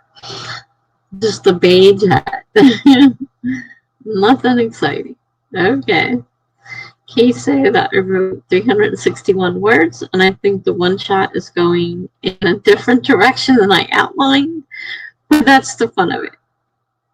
Well, I'm glad that you can find it fun that your outline is not working. I would find that frustrating if I outlined something and then had to change everything, which is why I like pantsing. I just change it. But I'm glad you're seeing the fun of it. That's good. 361 words. Good shot. Sounds like, though, you still got a few more to go, because I think you said you need 1K. So you got a little bit longer. And the change may have added a little bit to it that you weren't planning on. Do you have to rewrite your whole rest of your thing, or will it eventually come back together? So I'm not familiar with outlining. I'm not an outliner. Kay says, I think I've discovered I need an outline to get started writing, but when the story goes somewhere else, it's usually good to chase it.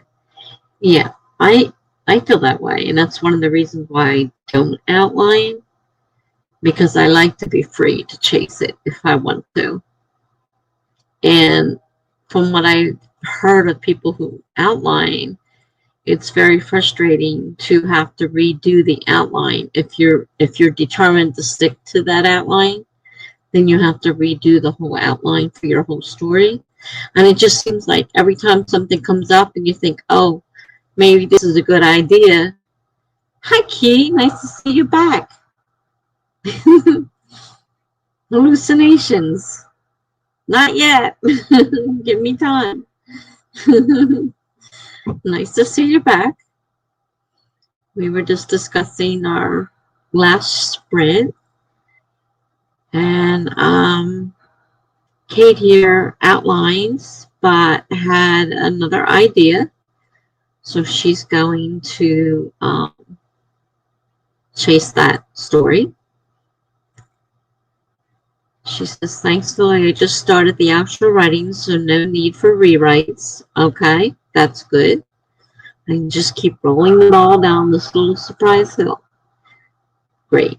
That's wonderful. That's one of the things I like about pantsing, is I can just go where my little heart desires. And if my characters decide they want something different, I'm free to follow.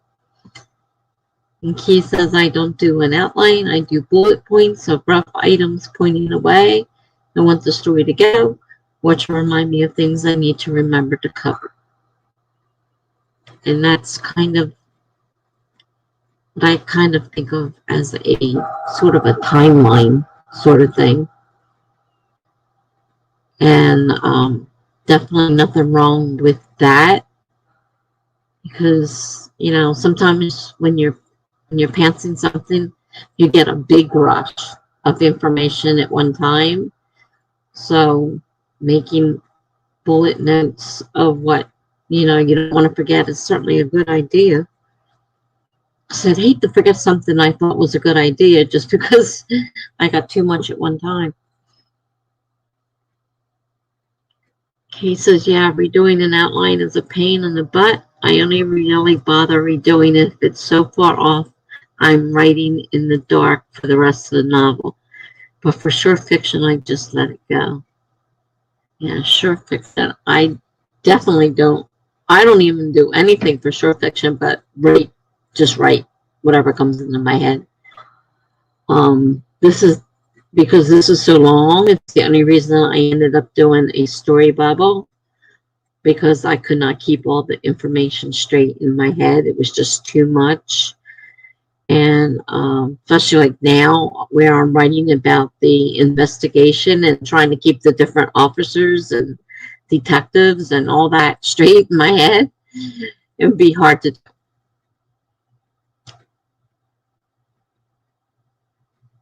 So yeah, definitely.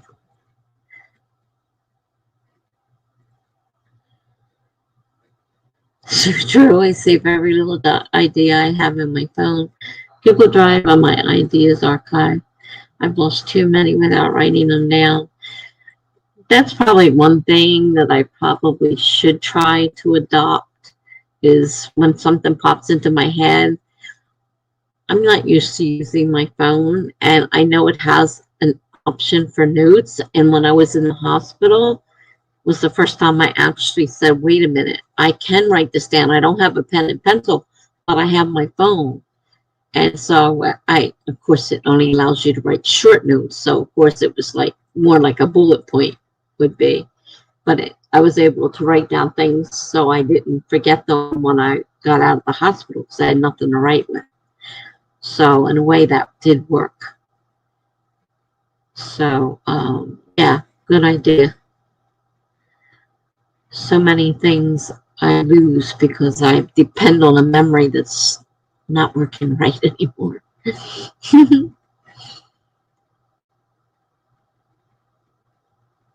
Okay. Are we ready for another sprint? We're doing 30-minute sprints. We just did the 6th one.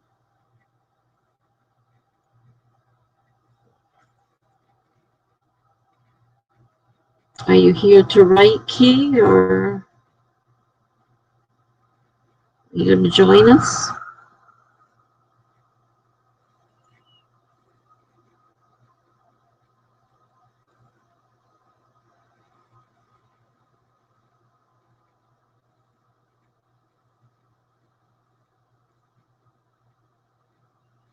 Good. Okay. So let's start our next sprint. I was just saying, okay, good. 30 is good. I was just saying I was having problems with passive and active, and I had a whole bunch of them, and I just finally got a little bit better, and I managed to work through several of them where they were all passive, and I managed to make them active. one of my things, that and showing not telling, showing not telling. Yeah, that one's another one I have issues with sometimes. I have to remember to, not tell, show, and sometimes I forget. Okay, let me change the banner to 7, and I'm going to start my 30-minute timer. And we're going to start in 5, 4, 3, 2, 1, go.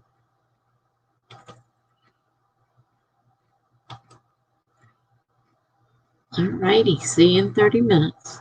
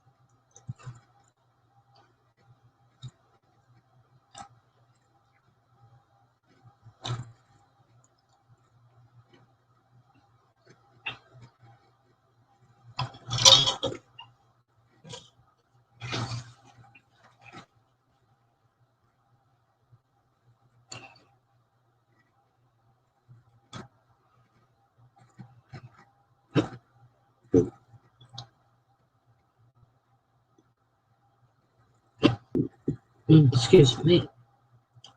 I just had to eat some. Now I'm burping. Thanks to the colitis.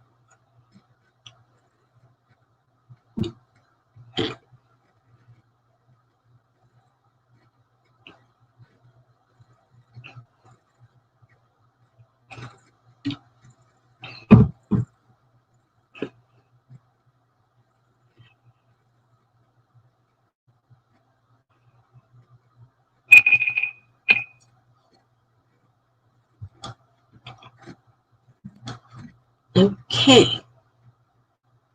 30 minutes. I got a few words written, but then I started eating. I heated up some noodles and ate them. Very bland, which is all my stomach can tolerate.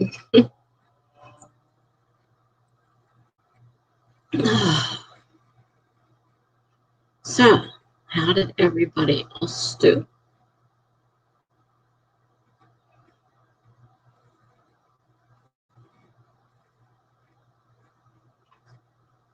My old computer is digging into my leg. My daughter put it right here, and set it up, so in case they needed to transfer me. It's right in my leg. Keep hitting my leg on it. Yeah, noodles selling too. A lot of times I'll have like the egg noodles and I'll either put stewed tomatoes or ketchup or something on them. But right now it's just noodles and some margarine. I have to keep it as bland as can be so my stomach will tolerate it. Thankfully, it tolerates noodles. I have a very weird diet right now because I can only eat certain solid foods. The rest are problematic.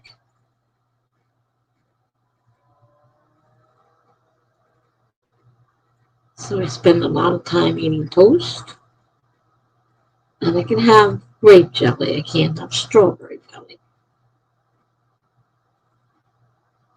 I'd rather have strawberry, but I have to have grape. So he says, I did okay. Just brainstorming how to get started on the story. Once I actually start writing the story, it flows on its own. Oh yeah, I know that feeling. I love that feeling.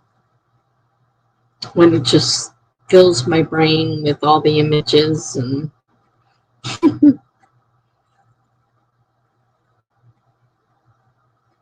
nothing like it. Kate says about 320-ish, and I figured out the new direction is actually another one shot altogether. So I'll work on that one later when I finish the current one tonight. Okay, sounds like a good idea.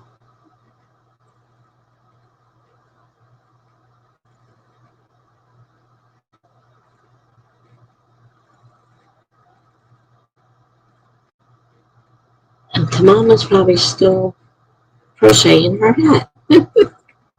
Still crocheting, Tamama? How's it coming?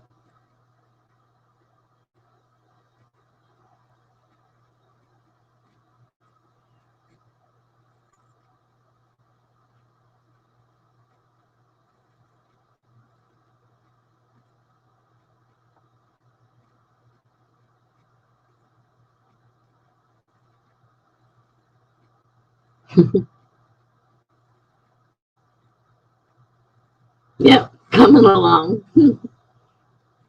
That's good. This is certainly the weather where a hat comes in handy.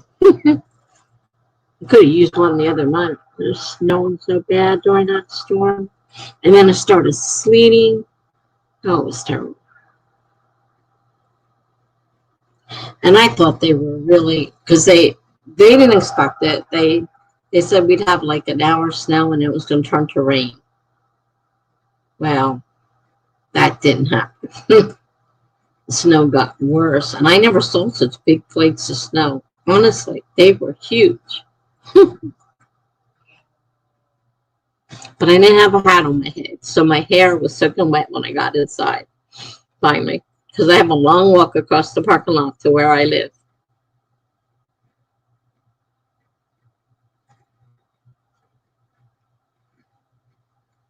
I could try parking in the back, but the back,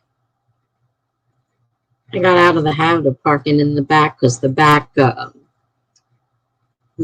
it's a locked building, and half the time it didn't work, and you'd be standing out there trying to get the key to work.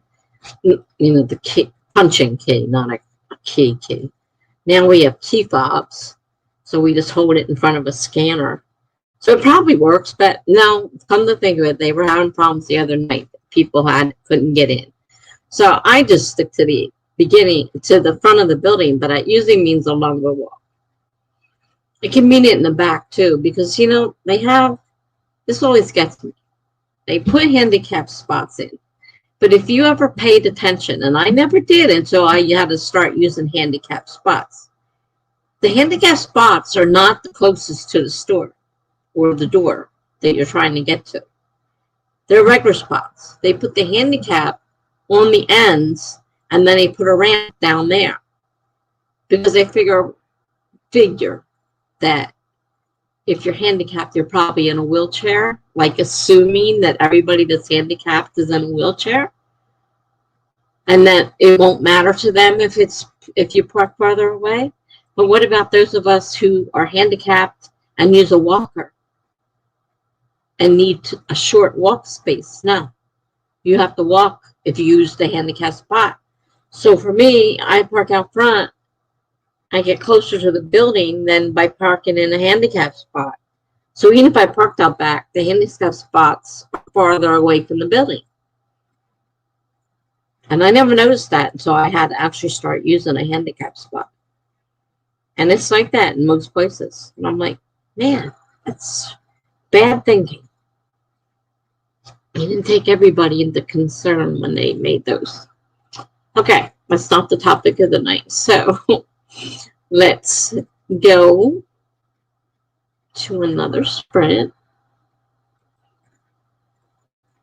This will be number 8.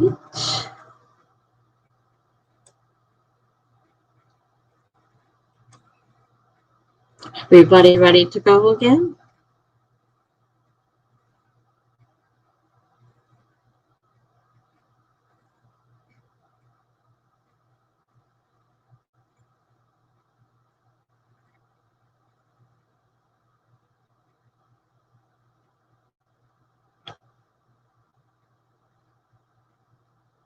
Okie dokie. Here we go. Timer is set for 30. We're going to start in 5, 4, 3, 2, 1, go.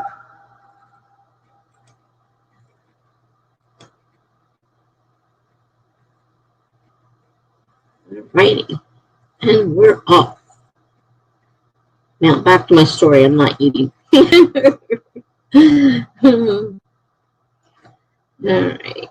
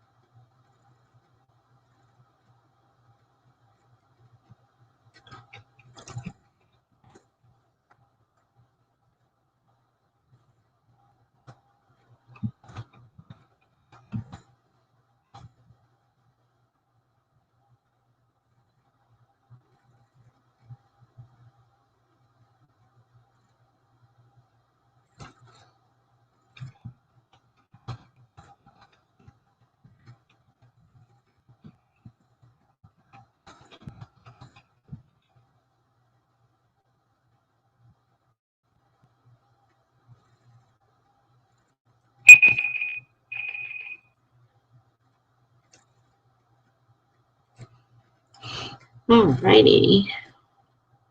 Another 30 minutes. Boy, that time was fast. Still editing, but I've moved down into beginnings of the interrogation part now. So, concentrating on that right now because some of that's a little mixed up from before because that was a section that had gotten mixed together when I was deciding what to keep and what not to keep. Some of it was definitely out of order. So I have to keep a strict eye on the order. I may have to actually write something down so I can make sure I have the whole story in the right order.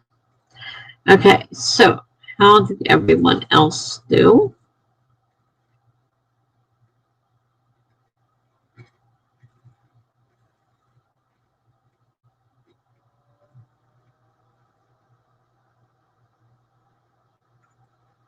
I don't know why I'm so hungry. I should not be hungry. I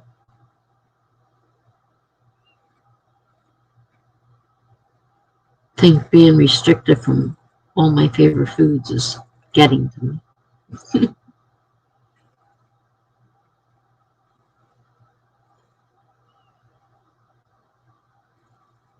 And I finished the lactate milk. I'll have to get some more of that. I'm not a milk drinker, but I like chocolate milk. And the lactate milk I was able to keep. I can't do with lactose right now, but the lactate milk, it was actually pretty good. I liked it. And with the chocolate, it helped. Tamama says she's doing okay. Kate says about 200 words this time, so she has about another 200 to go. Okay. So it's possible another sprint might do it for you, depending on how many words you get next time.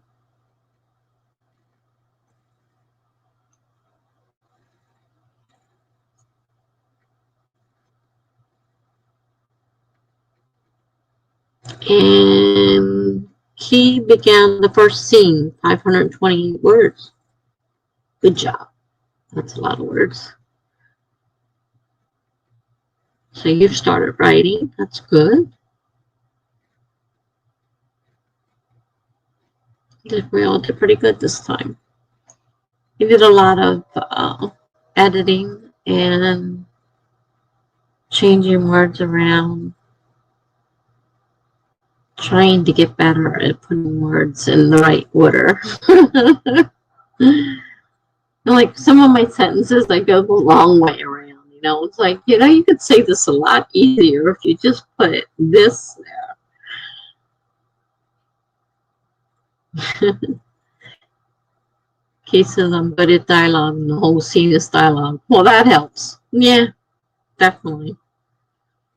That definitely helps.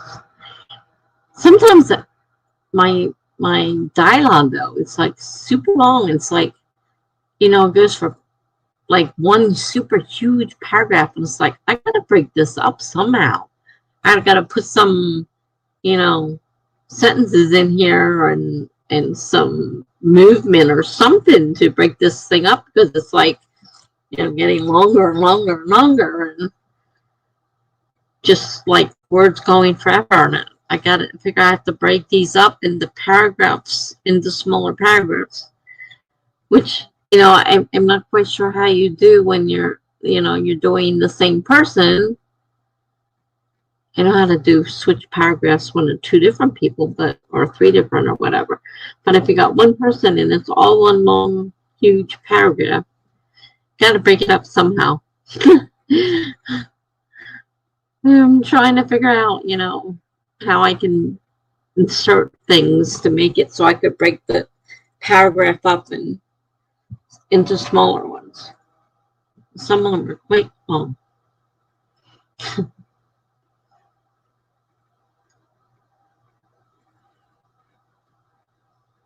Okay, so it looks like everybody is going along at a pretty good pace.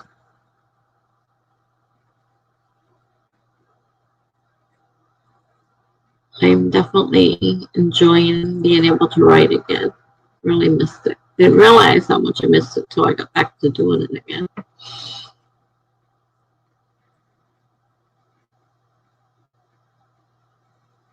I'm just glad I didn't get involved in that blog mass thing where everybody's writing and doing videos every day. It's like, I've seen a couple of them. It's like, now what am I supposed to do here? I can't think of another topic, and they have to do a video every day. I'm like, glad I didn't get involved with that one. Yeah, have the person interject something, a question or a comment. Yeah, that's the kind of thing I'm trying to work on. Or, have them kind of like slowing down and have to tell them to stick to the subject, or, pay attention to what you're talking about.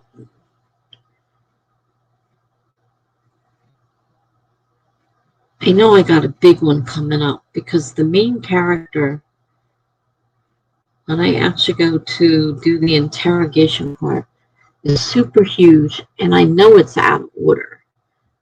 And I might actually maybe try to print that section out so I can look at it in writing and figure out what order and what can go and what doesn't need to really be there. And because that's like the longest of all of them is the main character.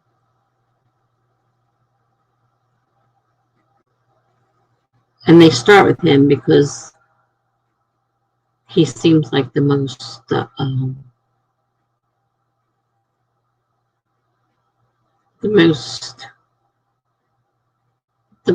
what I want.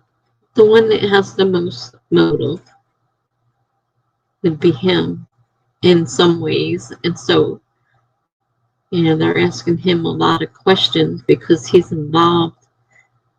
There's 2 women got murdered, and he's involved with these 2 women in different ways. So there's a lot of questions there.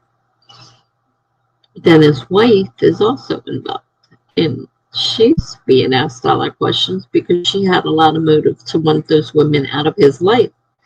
So,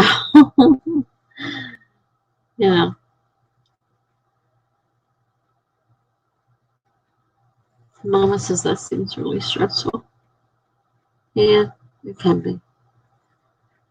Recently, I've been trying to force myself to skip over dialogue bits as like a general narration instead of having the characters say it.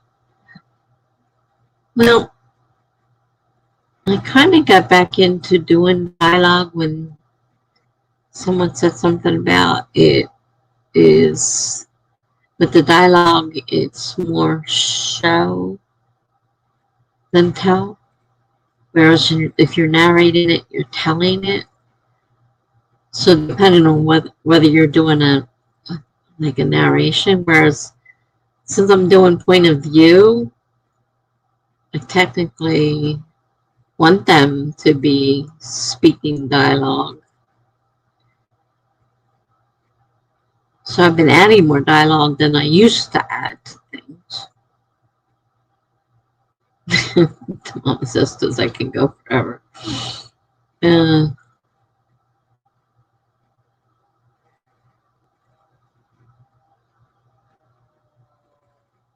Yeah, I'm not sure which is. I've been kind of moving away from the narration in some parts. In some parts, I've been letting the narration go, depending on what it is. And I don't know, that is such a long, his piece is really long. I know it already before even reading it over again. I already know it's long. I know it's out of order. And a couple of times they said, well, now we asked you about such and such, and you're talking about such and such.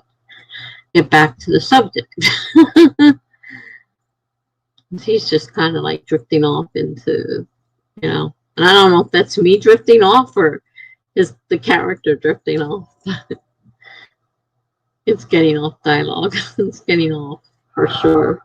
I have to bring myself back in, rein it in, and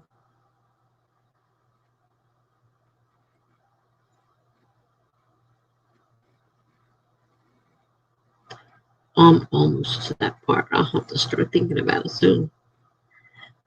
Cases, one of the toughest things for me still is knowing when to use dialogue and when to use general narration.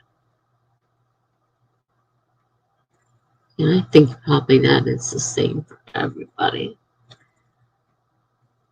Because they're always getting on you about the, showing and not telling. And of course, narration is telling, whereas dialogue is showing.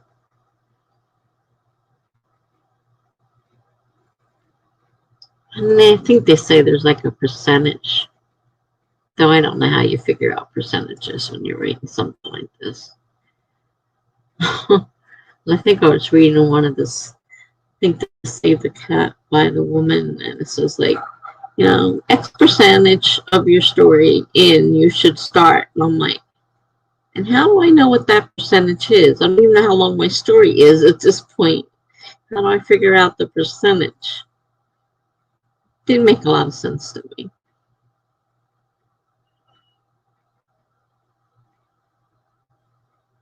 I like the dialogue. Now, when I'm writing short stories, I tend to write more narration than a lot of dialogue. I mean, it depends, but I use a lot less dialogue in my short stories than I do in this. Sometimes my short stories are completely just narration, especially if I am writing a flash fiction piece and I have to have like 100 words and all that extra, and she said, he said, blah, blah, blah, adds to it, where if you just narrate it, you can leave all that out and leave out some of the words. So, because you only have 100 words to write something, you don't want all that extra fluff in there of having to write all that out. Unless you can do it to the point where, maybe you only have two characters and they're talking back and forth. You don't need to put he said, she said in there. That it's not as bad.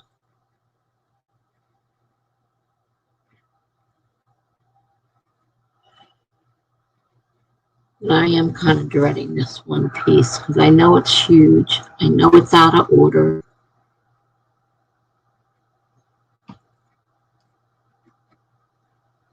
I got better as I was going along, but he was the first one who wrote. So, of course, that one is the messiest one.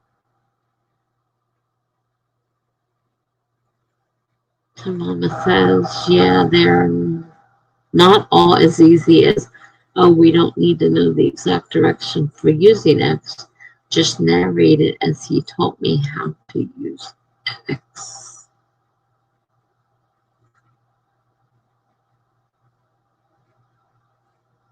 Yeah.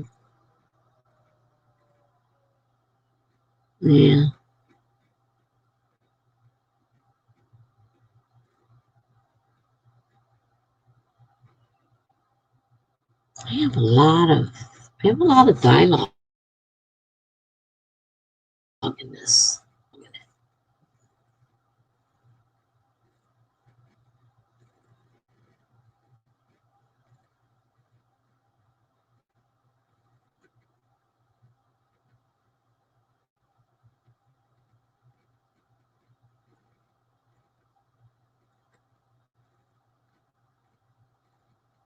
This is probably the first really,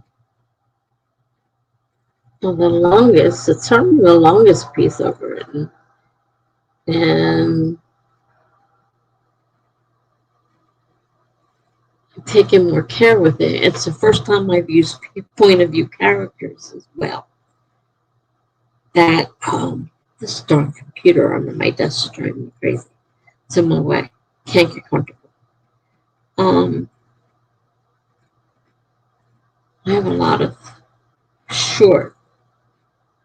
They're longer than short stories, but they're not long enough to be novels. So I gather they're more like novellas. And I have a couple I can work on after this one that I like. There's some that I just don't really, they didn't catch my interest. I still have them, and it's possible I may work at them. I don't know yet. There's several different NaNoWriMo that just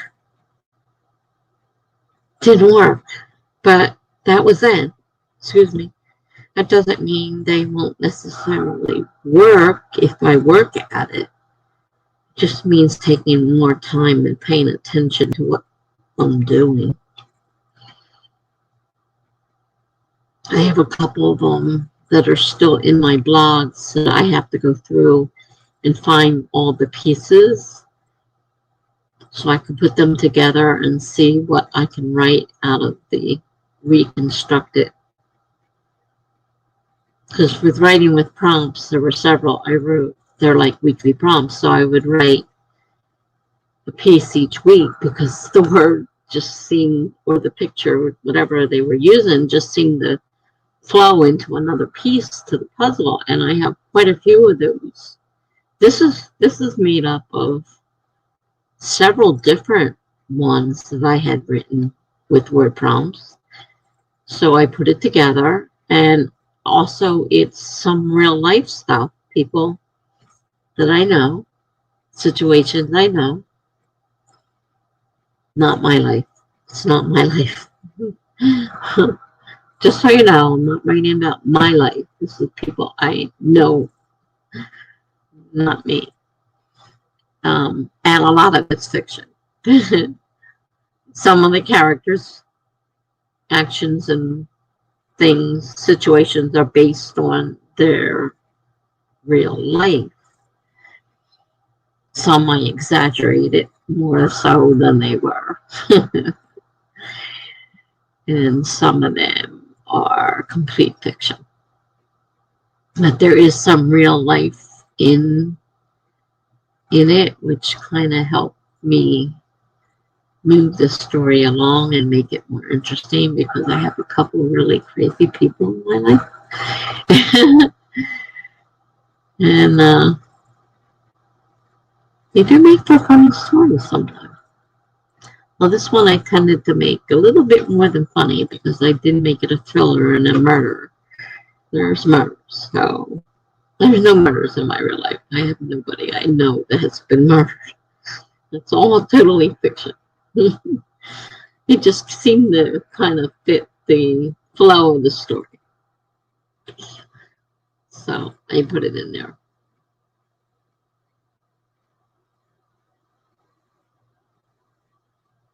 This is the only one that's really spoken to me and really wants to be written, which is why I redid it again for this nano, but I changed it because the first one wasn't working right. So I changed it for the second time. Some of it's part of the old story, which is why I've got a couple duplicates in there and things out of order, because when I just copied the whole document into a new document and started cutting stuff out. In some places I forgot to cut something out, or it was in the wrong place when I changed the story. And I'm like, wait a minute, why is that there? That doesn't even make sense. I'm still finding some of those that have to be fixed.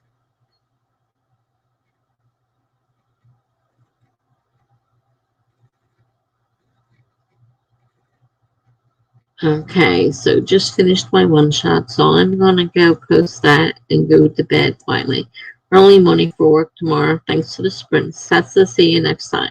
Thanks, Kate. I'm glad you stopped by. Have a great night.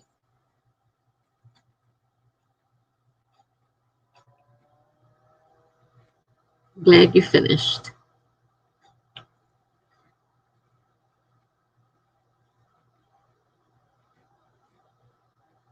Okay, and now we're down to 2. Are we sprinting some more?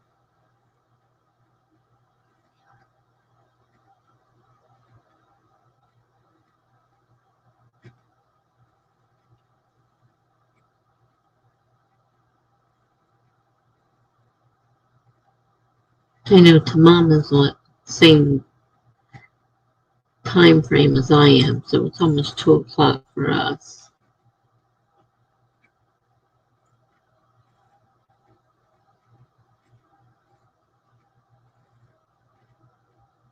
I don't have to get up early tomorrow, so I'm not too worried about myself.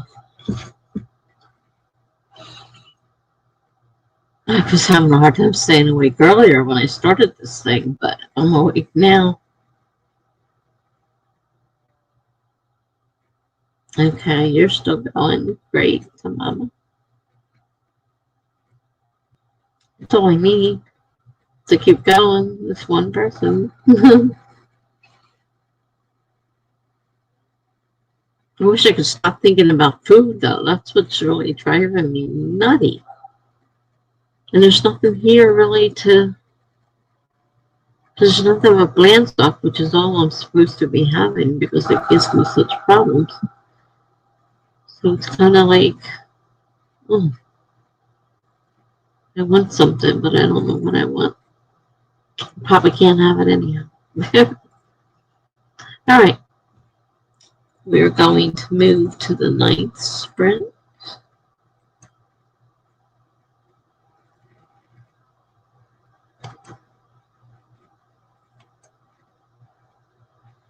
And I'm going to set the timer for 30 minutes.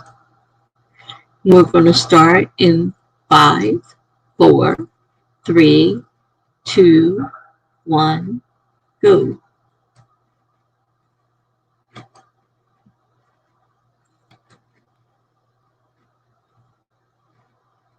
Okay, see you in 30 minutes.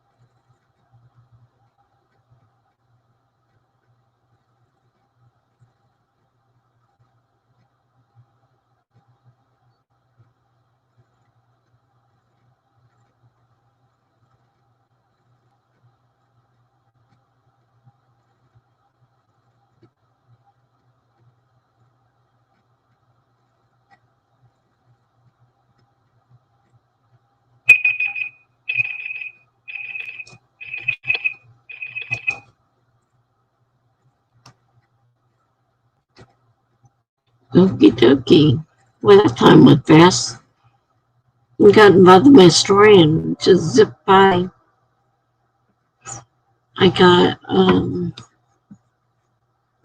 some more changes done and caught a few more areas that were wrong or where I changed the storyline and the names were wrong. So they had the wrong people. I had to rewrite. So I got a good bit done. Quite a few pages are rewritten for now. I have a habit of going back and changing things, especially if I find something else that doesn't go where it is, and I have to go back and fix something. But I got quite a bit done that time. So how did everybody else do?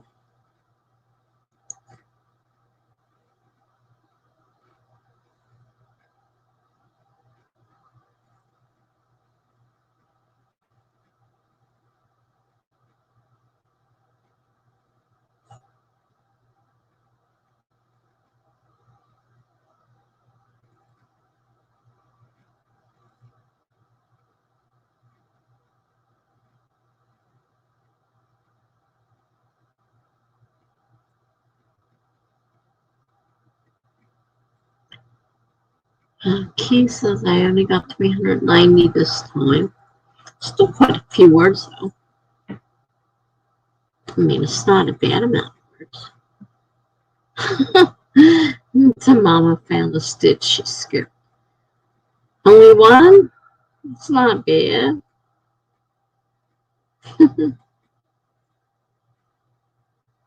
I don't remember much about it, but I'm not sure how you. I guess you see it as a. I guess you see it. I don't know how you find a skip stitch. It's been so long since I tried to even think about crocheting. That's been years.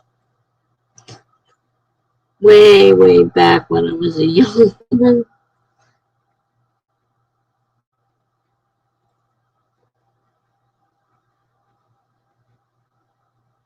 Oh, it's a whole. Well, yeah, that would be that would definitely be noticeable.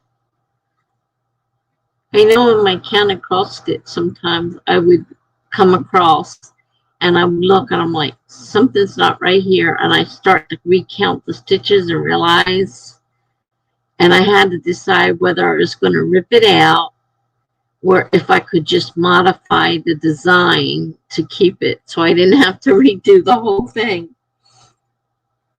Because the last thing I wanted to do was rip it all out and redo it. So if I was lucky enough that I could just, add another whole extra column there, that didn't make a difference. It was always nice. But a whole, yeah, I guess you got to go back and catch it and redo it, don't you? That sucks.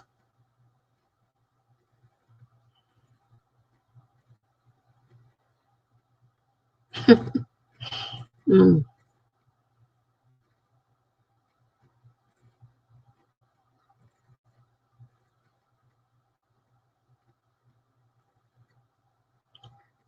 Well, how are we feeling? Do we want to keep going?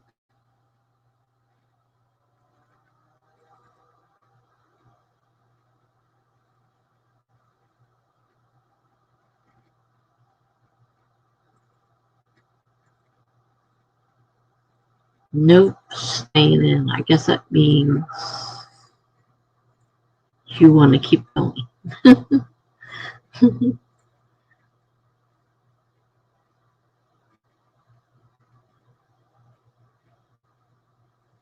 How about you, Kay? You still one for another round?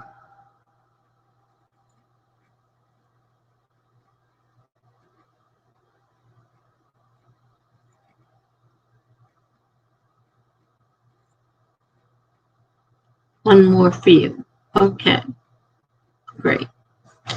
All right. Let's see. 10th sprint.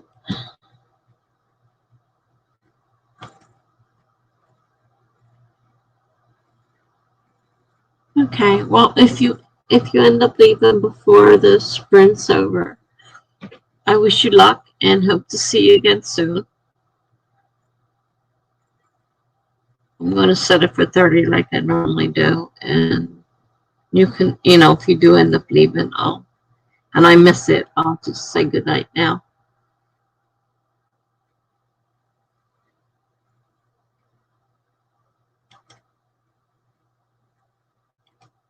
$30 starting in 5, 4, 3, 2, 1, go.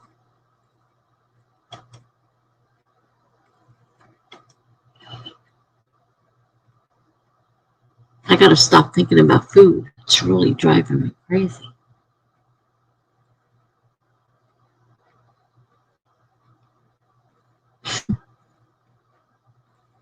Okay, we're moving to my story. I'm at the hard part now. I'm at the one that's really long and involved and crazy. This one I may have to print out a section and try to do it that way.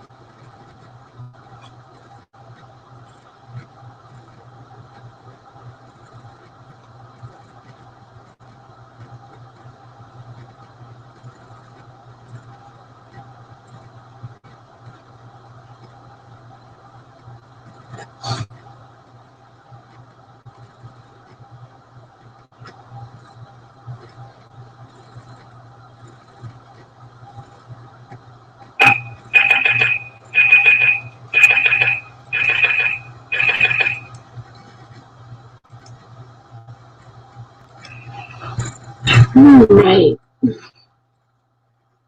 I had printed out that section. I had to look up how to print a section because it wouldn't let me do it on regular print. I'm working in docs, Word docs, and I couldn't print it, so I had to read out how I could print a section. Finally got the section printed out. Now I'm trying to read it, and the cough started yesterday. I'm starting to try to read it, make some sense out of it. Some of this is pretty wacky and out of order. So I thought maybe doing it by hand before I start chopping at the document might be a little bit better. So how did you guys do? I'm not sure if he left or not.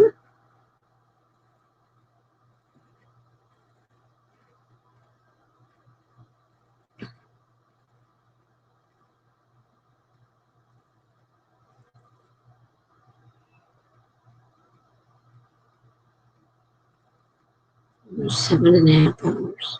My goodness.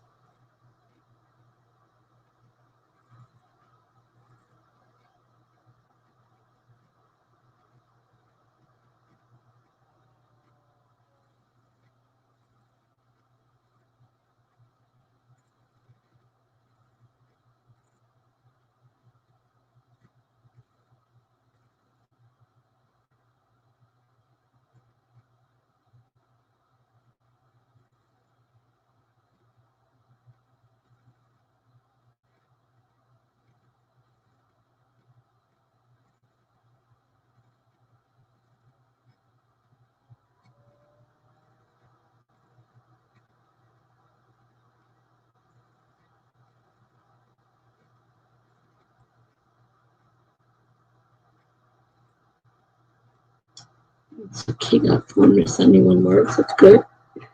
I gather you're going to bed now, so thanks for stopping by. Hope to see you again soon. And have a great night.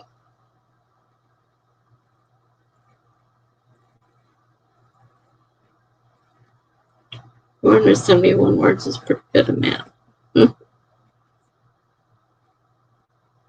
I can type up to 1,000 or more, 30 minutes if I'm just not paying it, just typing, not correcting as I go along. But I have a hard time ignoring mistakes. I'm a little bit slower than normal.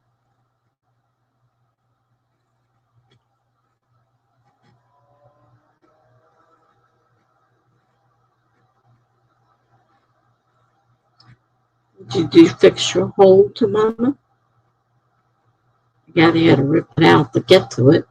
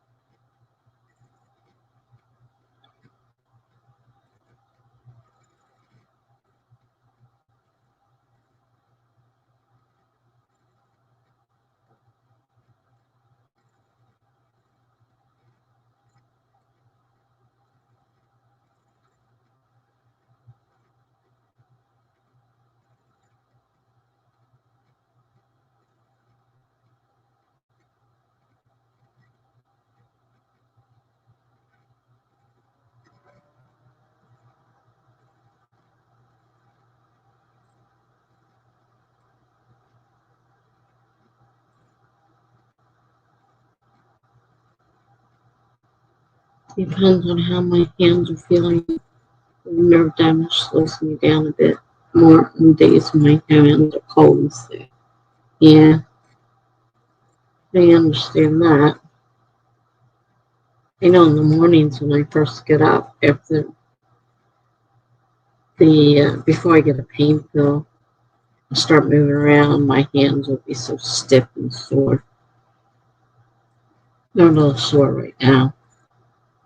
It's been a long day.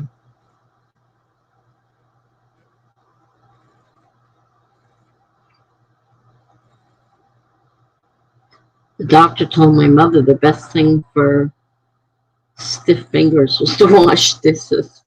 He said it may be the last thing in the world you want to do, but he said it's the best thing in the world for your hands. The warm water would, soften the pain and ease the pain. That was a long time ago. She was young. I was young when I got it too. Still have it. Not going anywhere. This gets older and harder and worse every year. Getting older doesn't help.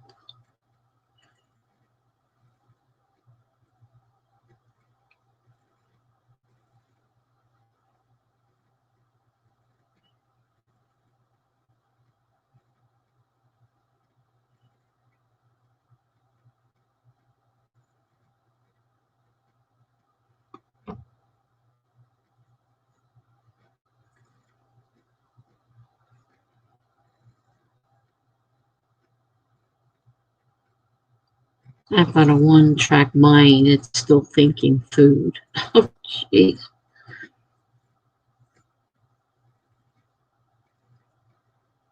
I'm going to end up gaining a lot more weight if I don't stop eating so much food.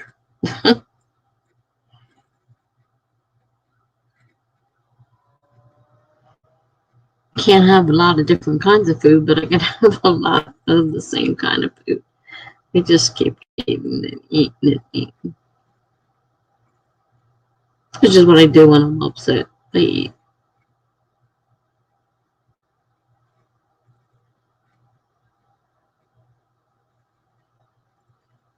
Typing helps because of my hands moving enough to stay warm unless the room is too cold. Yeah. Yeah, that's definitely a possibility. Exercise. I guess soaking them in a pan of water if they're just, like right now mine are sore. And perhaps soaking them in a pan of hot water would make them feel a lot better.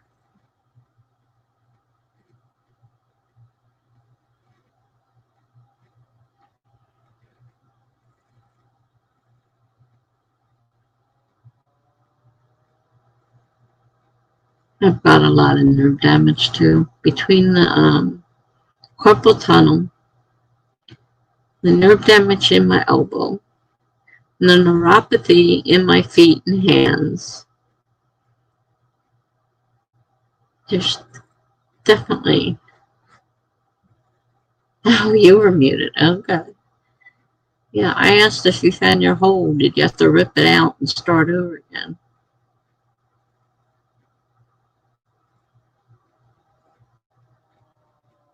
Yeah. I've got popcorn, but unfortunately popcorn doesn't agree with my stomach right now. I had some the other night and I had a terrible reaction.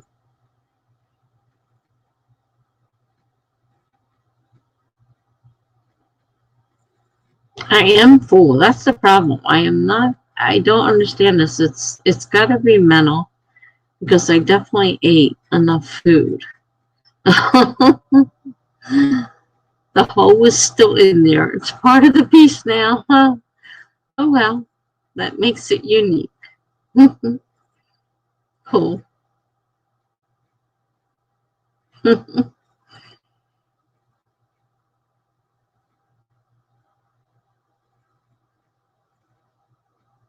It's not that, like I said, it's not that I'm feeling physically hungry. It's a mental thing. My mind thinks it's hungry.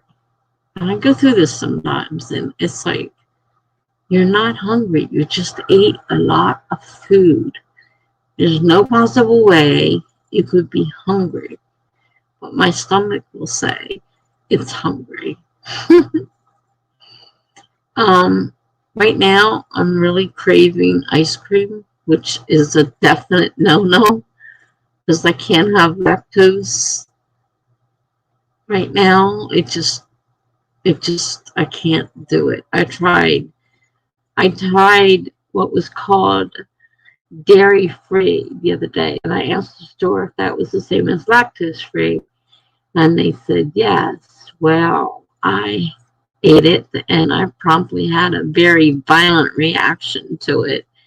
And I'm like, okay, dairy free does not mean lactose free. I had bought some lactate milk and I was able to, with chocolate, I can't drink white milk. I can't stomach it. But with chocolate, I was able to keep the lactate milk was fine. And it kind of like coated and felt good in my stomach. Even though it was chocolate flavored, but it felt good. Now, I have those little chocolate shakes for my diabetes, but they have lactose in them. And I noticed that the other night. I tried one just to see what would happen. And definitely got the stomach pain. And I'm like, okay, it's got lactose in it. I can't have it. So I bought the lactate milk. And I only bought 1/2 gallon of it because I didn't want to buy it. It's expensive. So I didn't want to buy it and find out I wasn't going to eat it or drink it. I guess you should say drink. But now if I go to the store, I'll pick up a few because I can drink it and it doesn't bother my stomach. And it feels good going down. Kind of coats as it's going down. Like milk. Some people say they drink milk because it feels good. Well, I wouldn't want it hot. I know a lot of people say hot milk. I wouldn't want it hot unless it was cocoa. Maybe hot cocoa.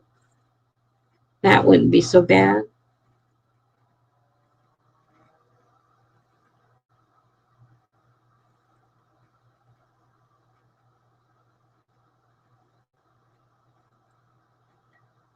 I'm trying to think. I have blood work I'm supposed to get. I don't know if she put calcium on there or not. She might have put calcium now that you mention it. Thinking back over that blood work. She may have put calcium in there. She's checking different nutrients to see if I was deficit.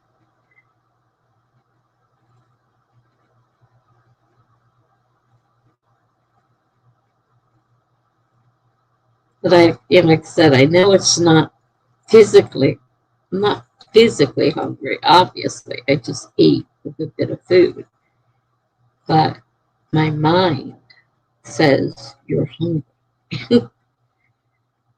My mind is pretty powerful.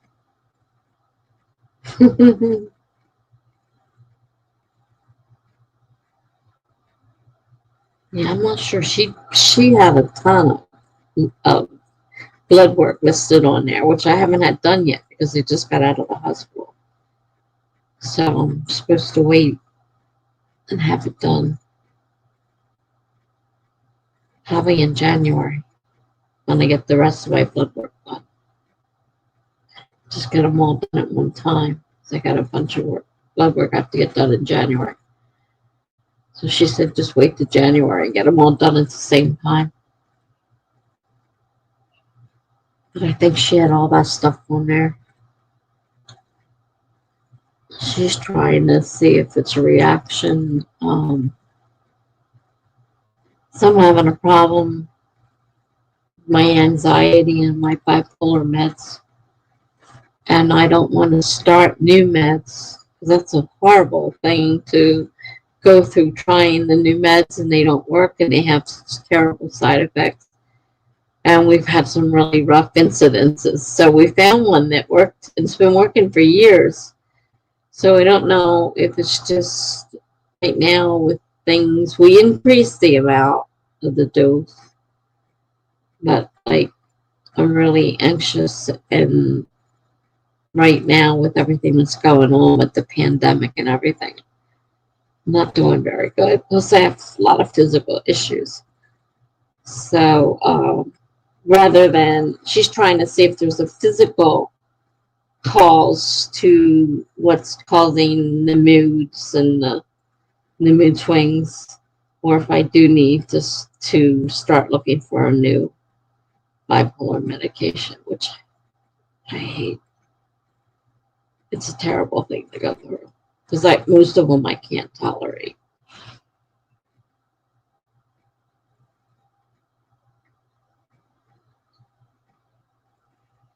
I think she was checking my potassium level too. I know my potassium was low in the hospital. They put a bag in my IV. It was low.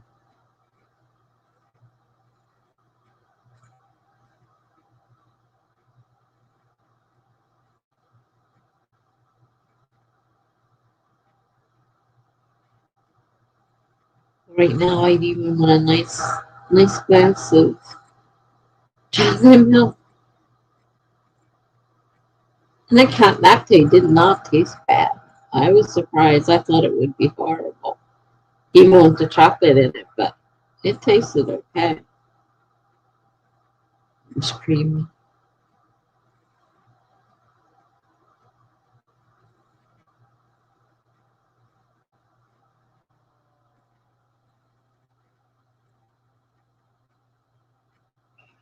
I'm at a part in my story now where I can I need awake brain power to go through it. I don't think doing it right now is a good idea. I'm starting to get tired of myself. I've been doing this for almost 8 hours, so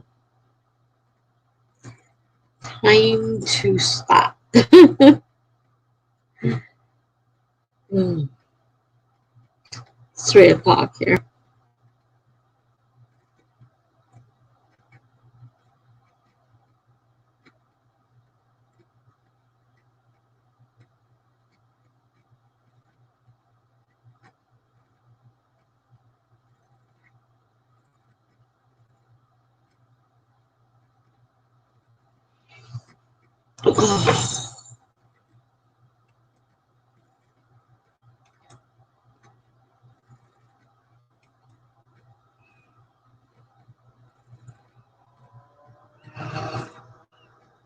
They end up having to give me potassium every single time I'm in the hospital.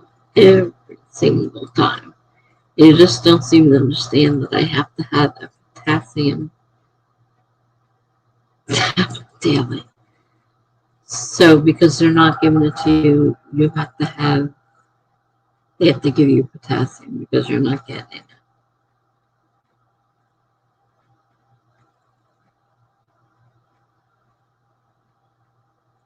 I was taking potassium for a while.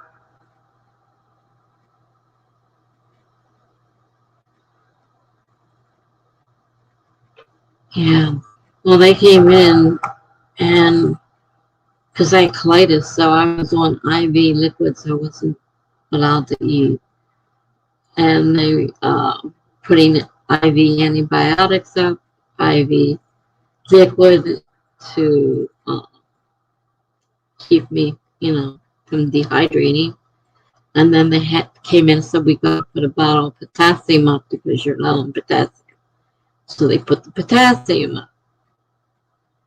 And that's not unusual for me when I'm dehydrated, that I need potassium. It seems to go hand in hand. And since it wasn't till a couple of days before they started letting me have liquid at all. It was all IV liquids. Nothing in my stomach at all. So I wasn't getting my medications or nothing. Everything was by IV. And then they started a liquid diet. Oh God, that was lovely. And I was still having issues, but eventually I got to the point where I could tolerate liquids.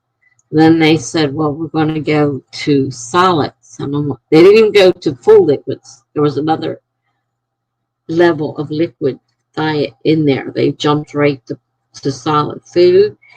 And I'd get like to the third meal and I'd be super sick and have terrible stomach pains and all the rest that goes with that. And I'm like, look, and they're getting ready to send me home. And I'm like, I can't go. I am ready to puke any minute now. Terrible stomach pain. 3 solid meals, and I'm done for. I cannot tolerate 3. So back to the liquid we go again, start all over again.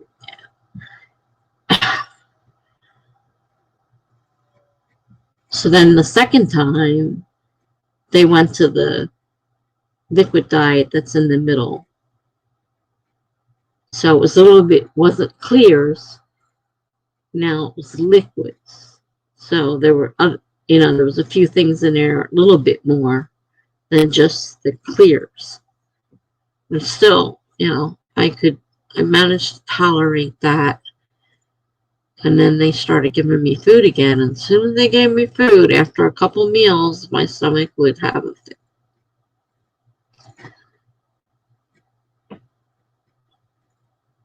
So they said, well, we can't keep you. We have to send you home even though you're not healed. And you're just going to have to take it easy. And try to slowly add solid food to your diet. And it's been rough. Been real rough. Very little things, a few things I can eat that won't bother my stomach.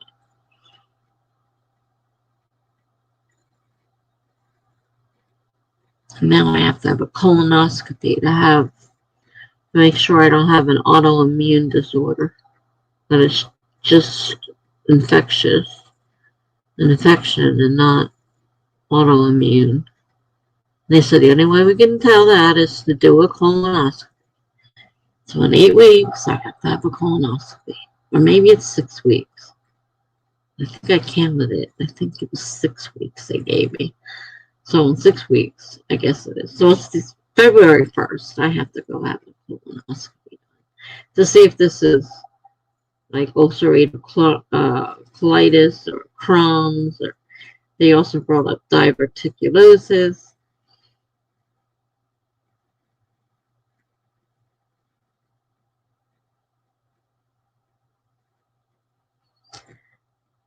Clear liquids, all liquids, and low carb, high protein. I was on a low fiber, no lactose. I'm still not at regular diet yet. I have no trouble with low fiber and the low and yeah, it's the nasty crap you do the day before that's nasty. Plus, I have a trouble getting a ride.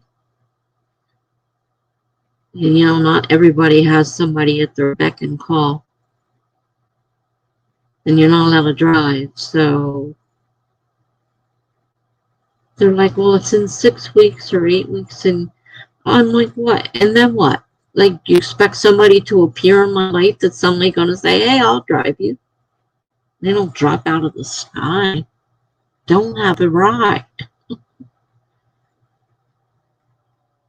So I'm busy pleading with my daughters last night. So one of them finally said, well, if I am working, I'll ask for the day off.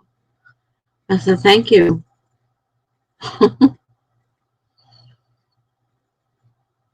But yeah, the day before, they say when you're drinking all that stuff to clean you out, that's the bad part of the whole thing. Colonoscopy itself isn't that bad, they said. You won't even know it. I have fought this long. I'm 64 years old, and I've refused. They started when I was 50. You gotta have one. No, I don't. Yes, you do. No, I don't. We went through this every time I went to the doctors. I said, don't have to do it. I said, my parents haven't had them. They're in their late 70s and late 80s. They haven't had them. They're doing fine. I don't need one. Well, now I don't have a choice because the only way to find out whether I have an autoimmune disorder is by colonoscopy. I'm like, great. I have the choice now. Because I can't live like this. And if it's an autoimmune disorder, I don't know. I know they make medications that help with that, but people still have stomach issues, and I don't want to spend the rest of my life with stomach issues. I like my food way too much.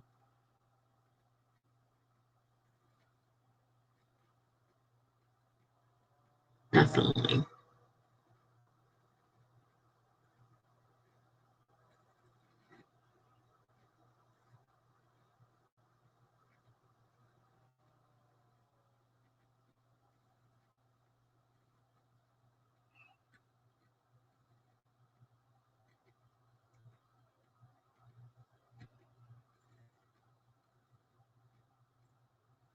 Yeah. It's almost 8 hours. I'm going to end the broadcast. I'm streaming tomorrow at 9 p.m.